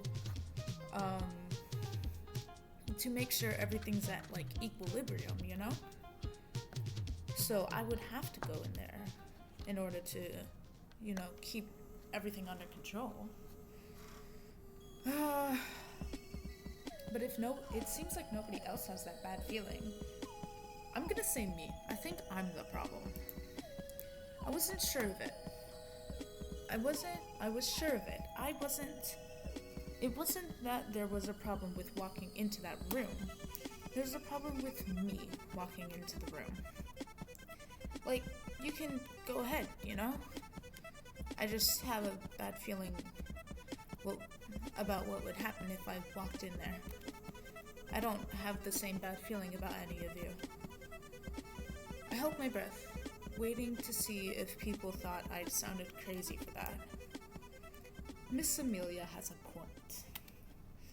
I observed earlier in this endeavor that she had an enhanced affinity with the anomaly. So you're gonna tell them the secret that we were just talking about. Like, what was the point of Amelia coming out then, huh? You're just gonna let Amelia come out and be like, psych, I'm gonna tell everyone. Come on, Kana, I thought you were better than this. What the heck, Kana? You just made Amelia come out for nothing. Anyway, I think that we should take her concerns to heart and wait out the remainder of this loop in the lobby. So, everything we just did was for nothing? We gained more information about the clock tower, didn't we? Oh, yeah. Can't argue with that. I figured not. What are we going to tell the others if we give up on continuing forward? The truth, actually. We just cite a different loop than the current one, and it's valid. That is to say, we've entered the observation deck on the other side of the door in the other loops. All kinda has like dots on her face. I can't tell if that's like a artistic choice or if he actually has freckles. That's adorable. why does he wear a mask? I mean, I get it was 2022 when this came out, but like he's the only one wearing a mask. So like, what's up with that? Kana, you got something in your mouth? I'm sorry. At which point we realized it's a dead end. Now it's always possible that it could be different this time, but if Amelia has a bad feeling about it, then I'm inclined to write the most likely outcome off as the one which would have occurred this time. Stupid Toka. If that always happens, I have to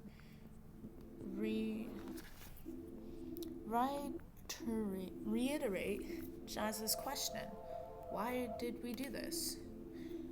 I never meant to mislead you, but the fact of the matter is, it will be an incredibly lucky outcome that allows us to escape.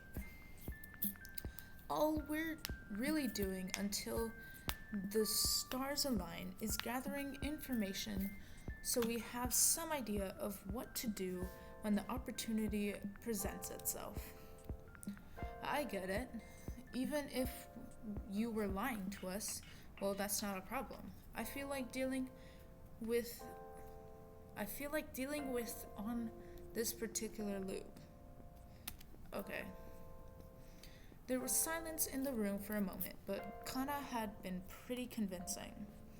I hadn't said anything because really I didn't think it'd be helpful for me to intrude with when Kana was the one who knew what he was talking about. But I do have one reservation about this. Do we really have to lie to Perry and Yukari? I think they'd understand if we explained all the same stuff you just did. That's a good point. Young Miss Perry is only 13, so... Excuse me. Young Miss Perry is only 13, so I was thinking I'd spare her from hearing about the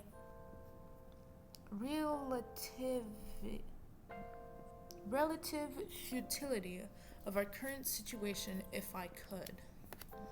You don't spend much time around kids, do you? She may be young, but I promised you, she'd much rather... Oh my gosh.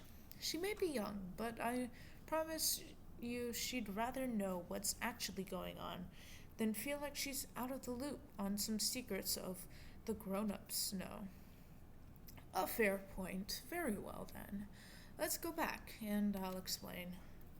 He returned to the lobby.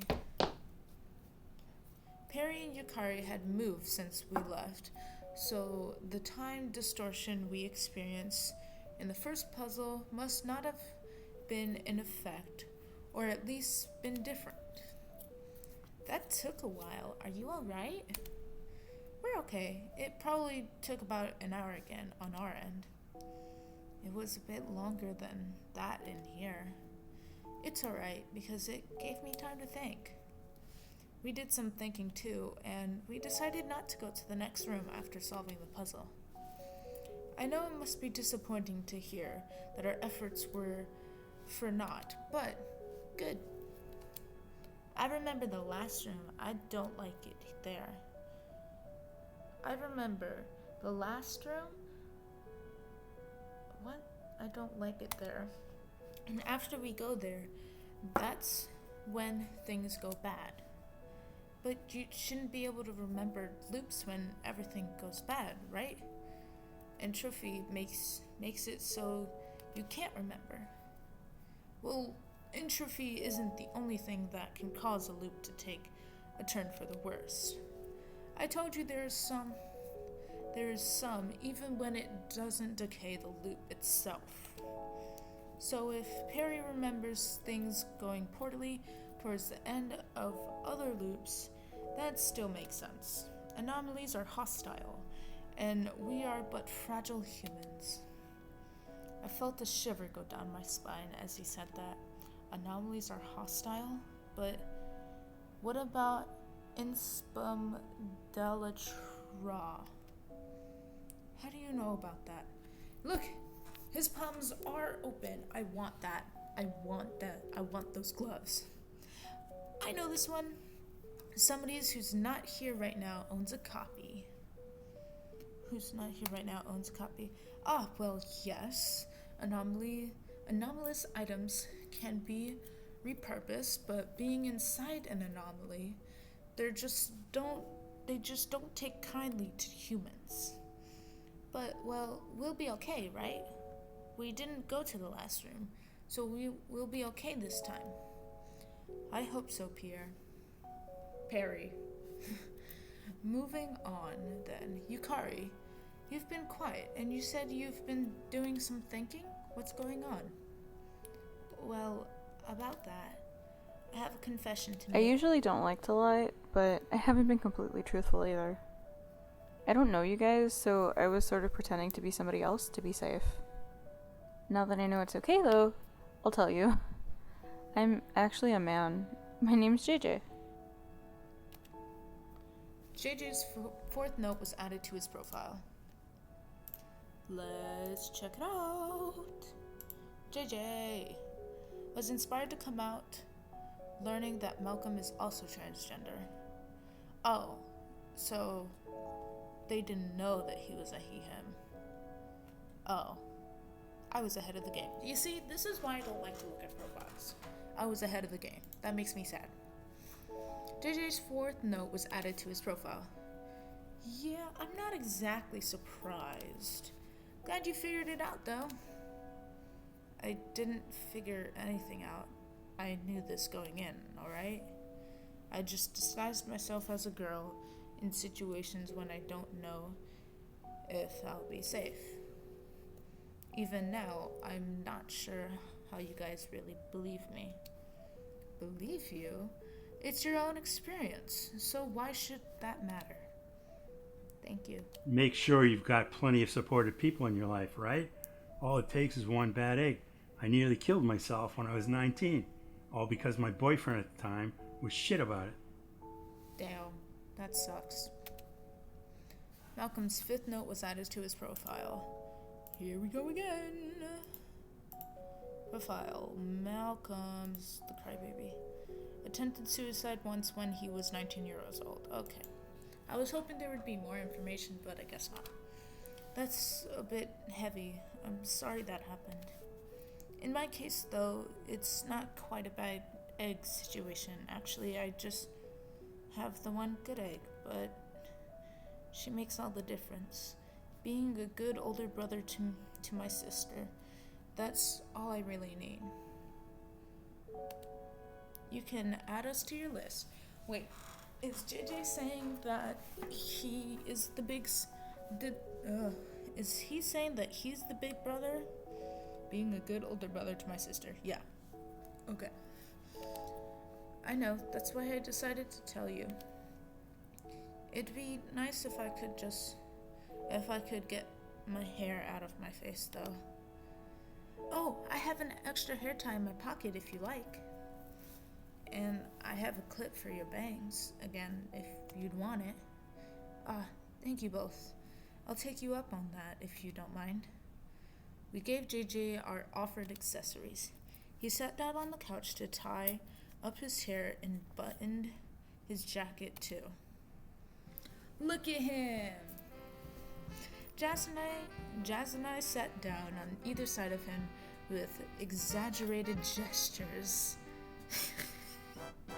Aw, JJ looks so out of place.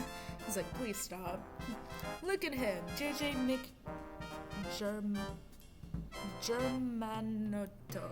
Germanotto.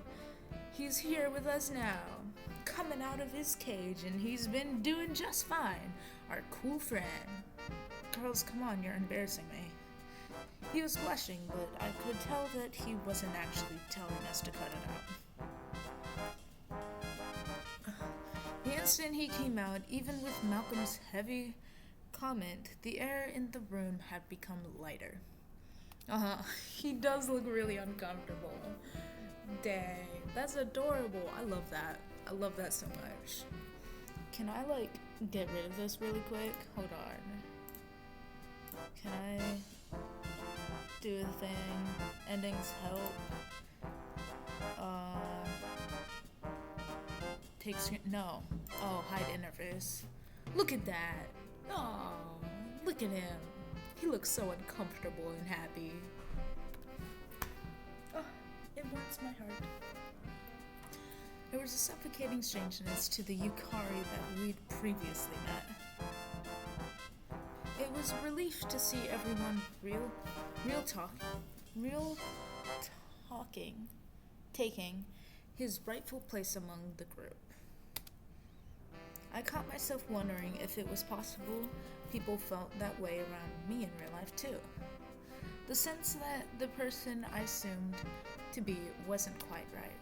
But now wasn't the time to dwell on that. See, I told you it would be fine. What? The kid got to know before we did? But of course, boomer.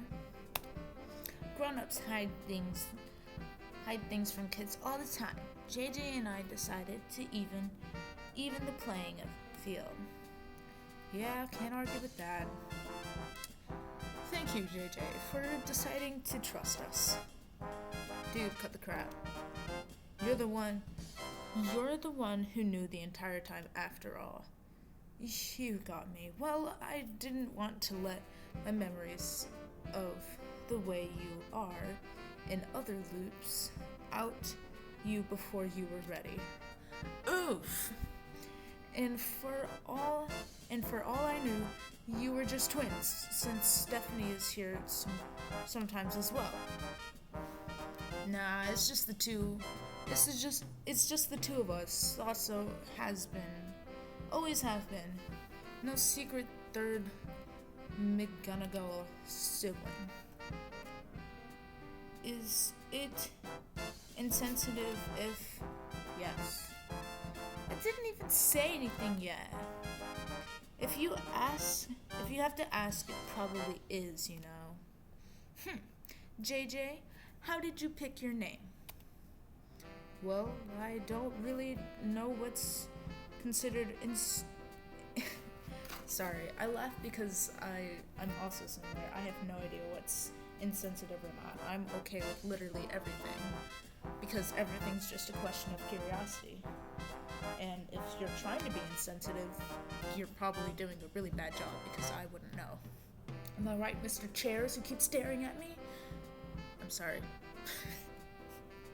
I'm not really like that. I was just making a joke. Well, I don't really know what's considered insensitive or not, since I don't actually know a whole lot about the identity that I am. Here, JJ, I'll help you. It's okay, JJ. I'll help you. No, not Malcolm. Let's go to JJ. JJ, you are a transgender man and straight. Congrats, I've helped you. I'm sorry, JJ. I don't mean that. That's just a joke. Oh my gosh, my mouse is about to fall off the table. But I'll tell you about my name, sure. Sorry, something distracted me. It was my parents. It was what my parents would have called me if I was born a boy to begin with. Jacques Jacob. JJ for short. Oh, that's so cool. Ha! We got similar initials, kid. Also, wait. That's even more ethnicities, isn't it? Don't ask me. Ask my parents' ghosts or their diaries, which is how I got the name in the first place. Oh, I didn't mean to. Hey, no, don't get all sad on me. I don't think about it, so you shouldn't either. Like, I've never actually met my parents. I kind of like it this way, only knowing that the thoughts they figured were worth writing down. I've never had to worry that they didn't love me. That's kind of sad. Hey, stop it. This is my coming out loop, and I get to choose the way we wait out the clock. Damn, JJ. Here's a hot tip. It does not include pitying me for every random fact I happen to drop about my life up to now. If you say so. Hey guys, what was the puzzle room you just did anyway? Oh, actually, it was a rec room. Even though it's a puzzle, so the anemones and oh Jesus, entities. Oh, don't. I can't say that word because I have freaking dyslexia. Amenemity. So the utilities don't all work right. It'd probably be more fun to hang out in there. Yeah, after spending hours on end in this room here, I'll second that idea. So we left the lobby again, all 7 of us walking into the solved puzzle room. It looked much the same as we left it, expecting a few changes. The fire had gone black out. The door was no longer open. Even if we did change our minds, which we weren't about to do, there was no way to enter the observation deck now. Well, the logs still existed actually, so if we really wanted to, we could probably just repeat the solutions to the billiard puzzle and the television puzzle. But JJ was right. At this point, waiting out the clock was all that any of us wanted to do. Hey Kana, do you know why several of us are remembering things all of a sudden? Indeed I do, though I hesitate to agree that it's sudden. Every loop we experience that hasn't fallen to entropy does exist in our minds. It's just a matter of obtaining those memories. I've trained to do this, so I do tend to start remembering sooner than others. Since they all overlap, though, it can get confusing. So generally, we'll end up remembering different things each time. It would take more time than we have available to actually remember everything from every loop. I think I get it. That affinity thing you mentioned, that influences how easily we remember things, right? Precisely. Oh, given this loop's nearly done, would everyone like to know what your affinities are to the anomaly? That sounds like an interesting thing to know, yeah. Happy to hear it. I suppose I'll begin. I actually have no affinity with this particular anomaly whatsoever. If I have any, my training would be even more effective than it is. Miss Nozomi, I'm sorry to say that your affinity is rather low. I assumed as much, yeah. Even now, I'm not sure if I remember anything from other loops. Oh, except I think I do know what the observation deck looks like. That makes sense, considering that you've probably seen the room on almost every loop you've been present for. To put it on a scale, if my affinity is 0, yours is 1.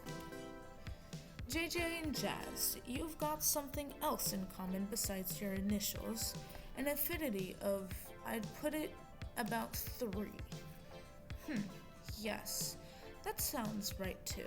My recollection of other loops isn't empty, but it did fail to tell me that you already knew. Oh well, loops that begin at night, it seems you automatically appear the way you are now. Hey, Kana, can you teach me some of your remembering tricks? If you can learn to remember that at 0, I bet I can remember at 3. Oh, of course. Actually, we've gone over it a few times before, but I've offered the same to others, but it's considered difficult to learn. Only 2 others besides you maybe made any progress whatsoever. Yeah, I actually remember our other lessons. I didn't know I wasn't the only anomaly prodigy, though. How was that true? True is an Inspus de Loi book. That's a more useful tool than any of my strategies. But let's not talk too much of people who aren't here right now. Malcolm, your affinity is a solid 5 besides remembering other loops. You've got a much better chance at remembering things from before, which the anomaly chooses to erase your mind. What you were doing right before you got here, for example. My affinity being 0 is the reason why I cannot, however I try, recall what my actual job is, or why I know all of these things about anomalies. Oh, that's so sad. Oh, I see. So pretty much if I put my mind to it, I can remember specific things, but I'm unlikely to have the same kind of influx of other loop memories that Perry or Amelia might have. Yes, you're getting it. On that note, Perry does have a whopping 8 affinity, and is one of the only people who've actually managed to comprehend some of my memory strategies. The third person, who's actually her close friend Abel. I started to remember a whole bunch while me and JJ were waiting for you guys in the lobby. It was actually a little overwhelming, but he helped me feel better before you got back. And thanks to that, I know that I can trust you after all. We were already friends from all those other loops. It's kind of funny, towards the end of the puzzles, even when things ended up going bad, it's when we all started remembering enough to get along better. Not that we weren't getting along before either. Attachment isn't really easy to forget. Yeah, it's just like without the memories to tell us what that attachment means, it kind of makes me. It's kind of sad that we have to distrust each other for a few hours every time. But we don't have to right now. Kana, tell us Amelia's affinity, okay? Of course. Well, Miss Amelia, on the arbitrary scale I thought up just now, is a full 10, as connected as you can get. Oh, yeah, obviously. I'm remembering, like, so many loops at once. It's kind of hard to get it sorted out, like, you know, when you have a dream, remembering what order stuff happened in is tough. Same as that. Even though I was fully aware of my affinity, it was still a bit jarring to hear it said out loud. But with the overlapping memories that had been filling my mind bit by bit, since we'd entered the lobby for the first time, I couldn't be surprised. I was connected with this anomaly, which was why I was a bit perturbed to hear Kana's generalization that anomalies were hostile. I knew full well what kind of things ended up happening, of course. I knew that even on the loops without entropy, the ones we were allowed to remember, we sometimes fell apart and ended up dying or killing each other. At the same time, there were plenty of loops that got to be like this. I spaced out for a bit for the rest of the conversation. Next thing I knew, everyone had disappeared around the room. Kana was giving more memory lessons to Perry and Jazz by the bar, while Malcolm, JJ, and Toku had managed to get something to play on the TV. How? I stood there thinking about how this was. Comfortable. I was feeling okay right now. I was feeling good, even. It was nice to see everyone getting along and having a good time. The clock tower was hostile? I couldn't believe that. Not when times like this were possible. Loops in which we defined the odds to wait it out. to forge a few lovely hours until time rewound. Those were amazing. This was amazing. Just being here with the people who knew and respected me. Part of me wasn't sure why we were trying to escape. The bad loops were bad, yes. I was more inclined to find the source of that than to get out of the clock tower. Who among us really had something in their everyday lives to go back for? But I knew they wouldn't agree with me for most of this loop. I wouldn't have agreed with me. I decided to join the group at the television. We didn't pay much attention to what actually on the screen, mostly just enjoying each other's company, making fun of the strange program that was playing at times, other times just chatting about whatever crossed our minds. When we were pretty sure it had become evening, as much as time counted at all in here, Jazz and I teamed up at the bar to make some drinks and snacks. Aw, look at Amelia. Of course, of the seven of us, 3 were underage and 1 was 5 years sober. So it was mostly virgin cocktails going around. And the 3 of us who did have some alcohol made the drinks weak. Enough to loosen us up, but not so much that we'd make anyone uncomfortable or do anything especially embarrassing. That would be me, Jazz, and Kana, of course.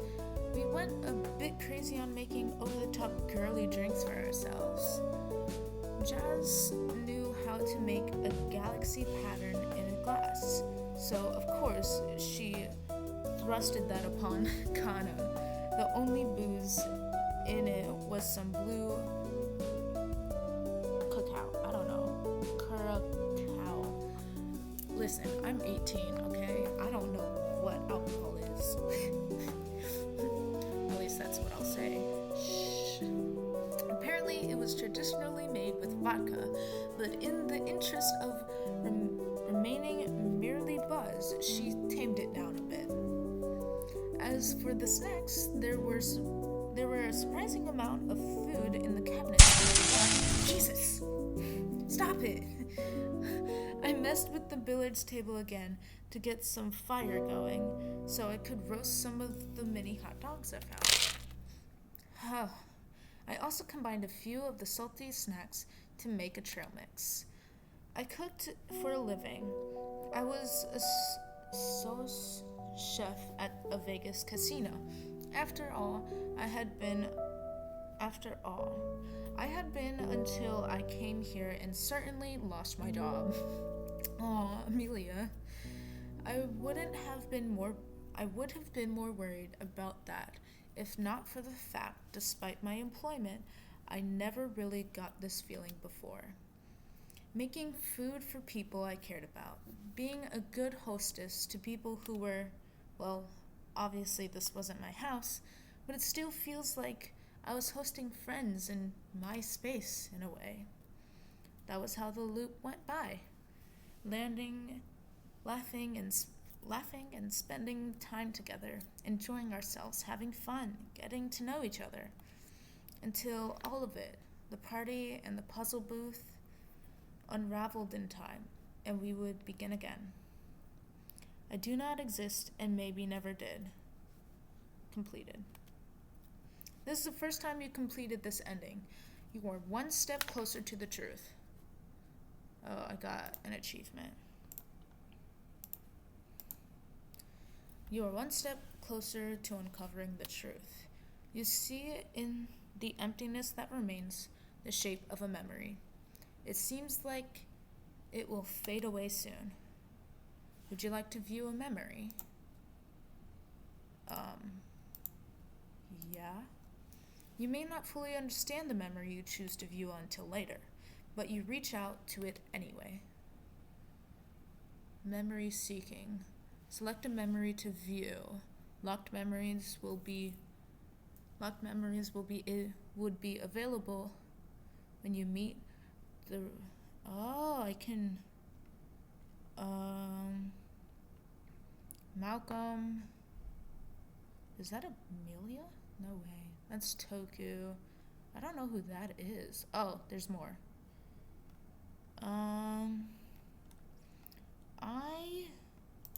Can I save right here? I can.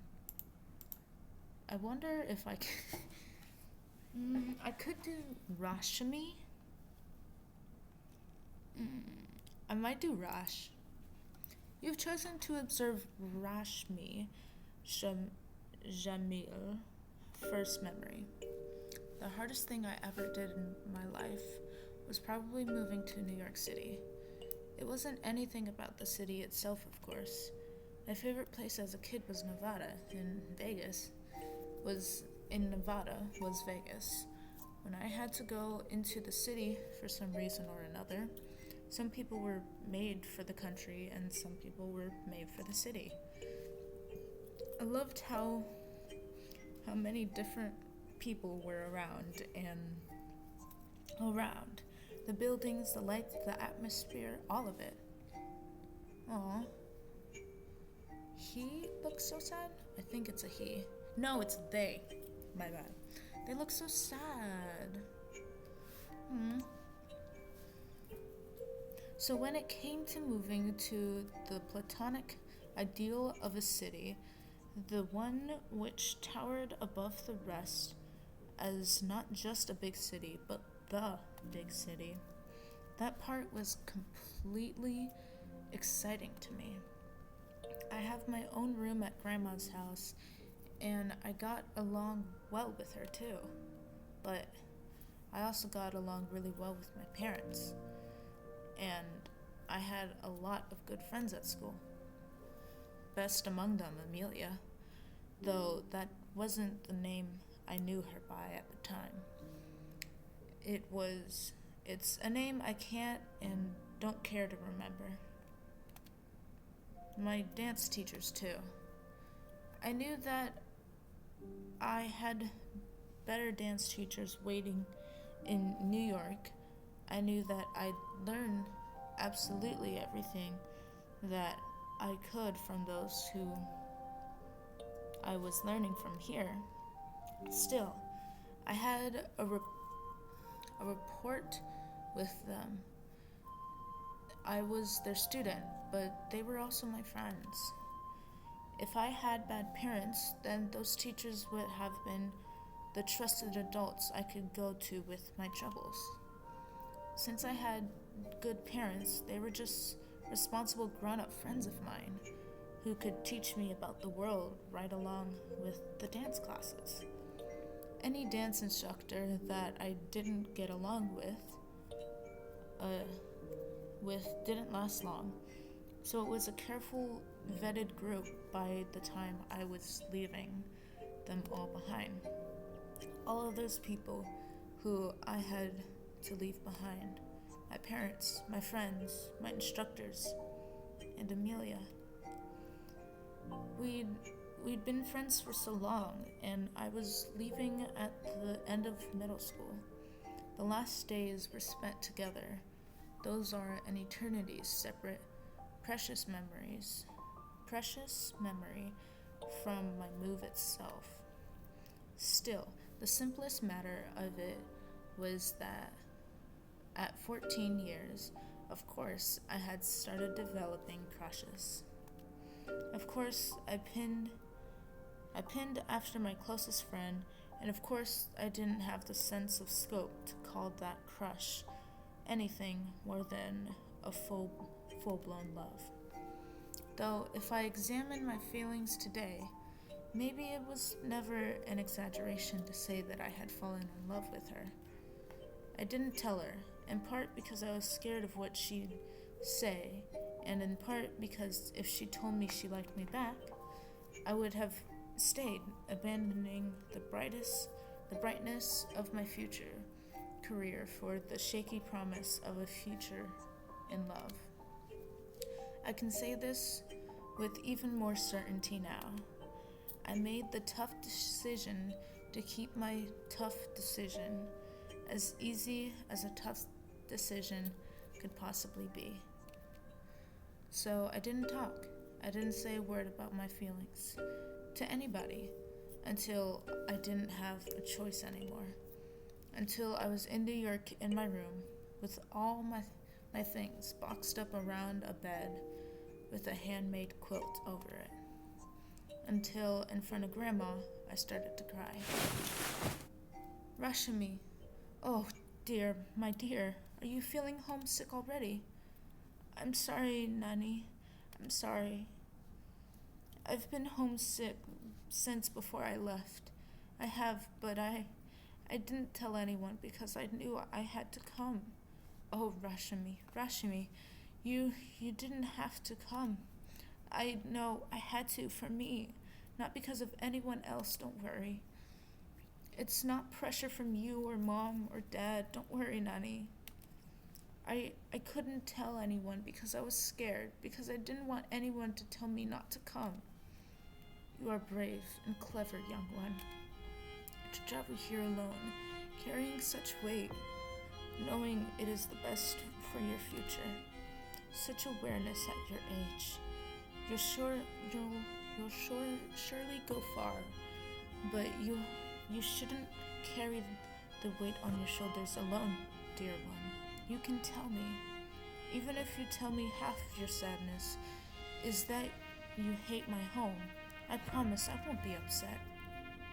I didn't answer her for a good long while, sitting there in the heavy silence with her bony hand pressed up to my back. I could feel 2 rings on her fingers. She always wore them, and they were thick and heavy, not cold. Every time she hugged me, I felt them there. It was a comforting feeling all on its own. Even if she hadn't said a word to me, her hand there helped to set it at ease. You're the only person that I know here, Nani. What if when I start high school here, people hate me? What if all these great dance instructors I came here to learn from end up being mean? And Nani, I feel so stupid. I don't even want to say. Ah, dear one, had someone in the desert captured that young heart of yours? I didn't need to say, you guessed it, but I never said anything.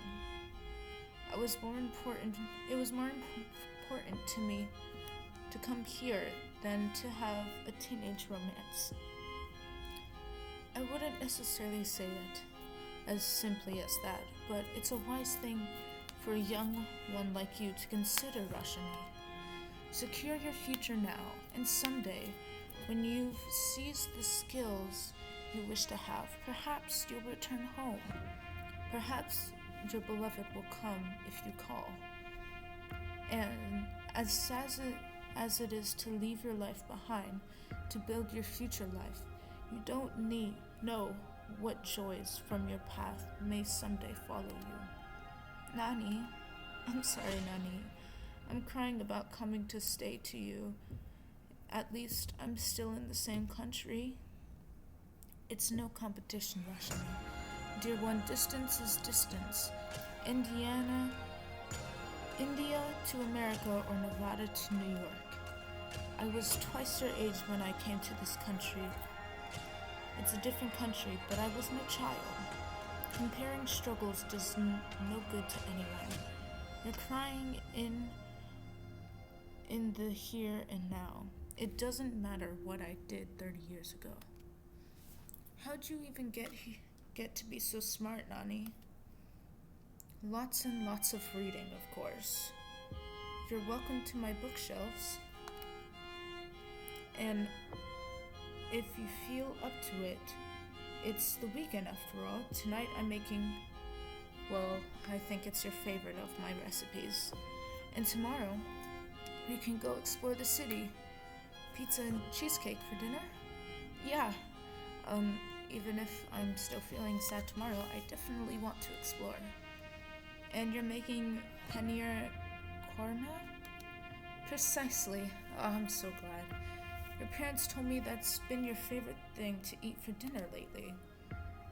And I asked them, well, are you making it properly? But no. They use store-bought cottage cheese, they do. Here's hoping your palate's refined enough to like it when it's homemade down to the bone, too. I'm sure it will. If it tasted exactly the same as my parents make it, it might just make me feel more homesick. Well then, here's hoping my cooking's never makes you homesick or any other kind of sick. I'll leave you be for now. You can unpack or take a nap or whatever you need. You can come to the kitchen if you want to talk more. Otherwise, I'll come get you when dinner's ready, okay? Okay. I nodded and sniffed. Grandma looked back at me one more time before she left the room.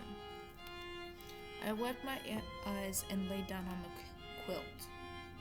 It was comfortable, but I didn't think I'd be able to fall asleep. Still, that conversation did help me to put me at ease.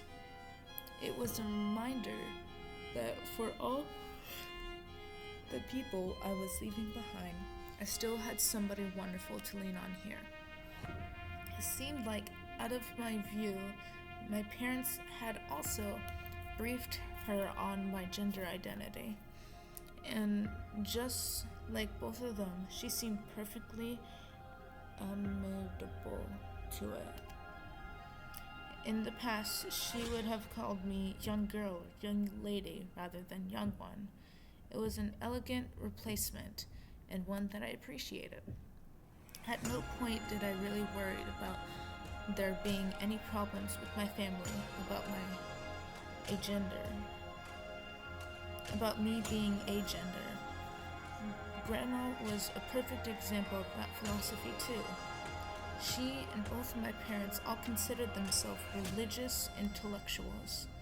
Keep whatever bits of Hinduism make sense in the modern age, ignore the bits that don't, and look to the past for bits that make even more sense now. The reaction my grandmother was more than likely not dissimilar to the way Mom and Dad replied when I told them. Not a girl and not a boy either? So you haven't got a gender? Well, that's a bit like Baharam. How nice. Making my body in the image of a god. That night, I did eat Grandma's paneer korma. It was different from my parents and delicious. She asked me which I prefer, and I said both. I was a good kid. I didn't run into any usual rebellious pitfalls of a high schooler. But then again, I don't think I could have if I tried. Grandma got to know me as an individual and never demanded I respect her as an authority. Without that demand, I naturally respected her more. I helped her when I could. Her hips were starting to go, and while she could get around the apartment just fine, stairs were troublesome for her. So I took to doing her grocery shopping for her, and any other errand she didn't need to be personally present for. When she had me pick up alcohol for her at the corner store, she told me exactly which one wouldn't card me, and instructed me that if I found some way to get pocket money for it, I could take advantage of that myself. If, and only if, I sent her a text message whenever I was drinking so that she could step in if she thought it was too much or if I wasn't home when I said I would be. I didn't do much with that permission. One time, I bought beers for a party I was invited to. I surprised her when I walked back to the apartment an hour late. I was 17 at the time and had enough self-esteem.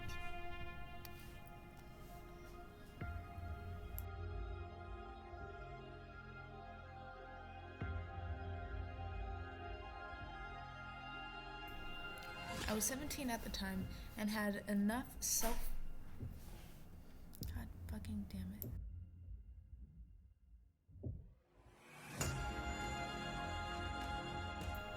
I'm sorry, people are walking in. I was 17 at the time and had enough self assurance to simply leave when it became evident that the party was meant to be some sort of girls' night. When asserting the matter that I wasn't a girl, got a response of, sure, but like, you basically are. I went home instead.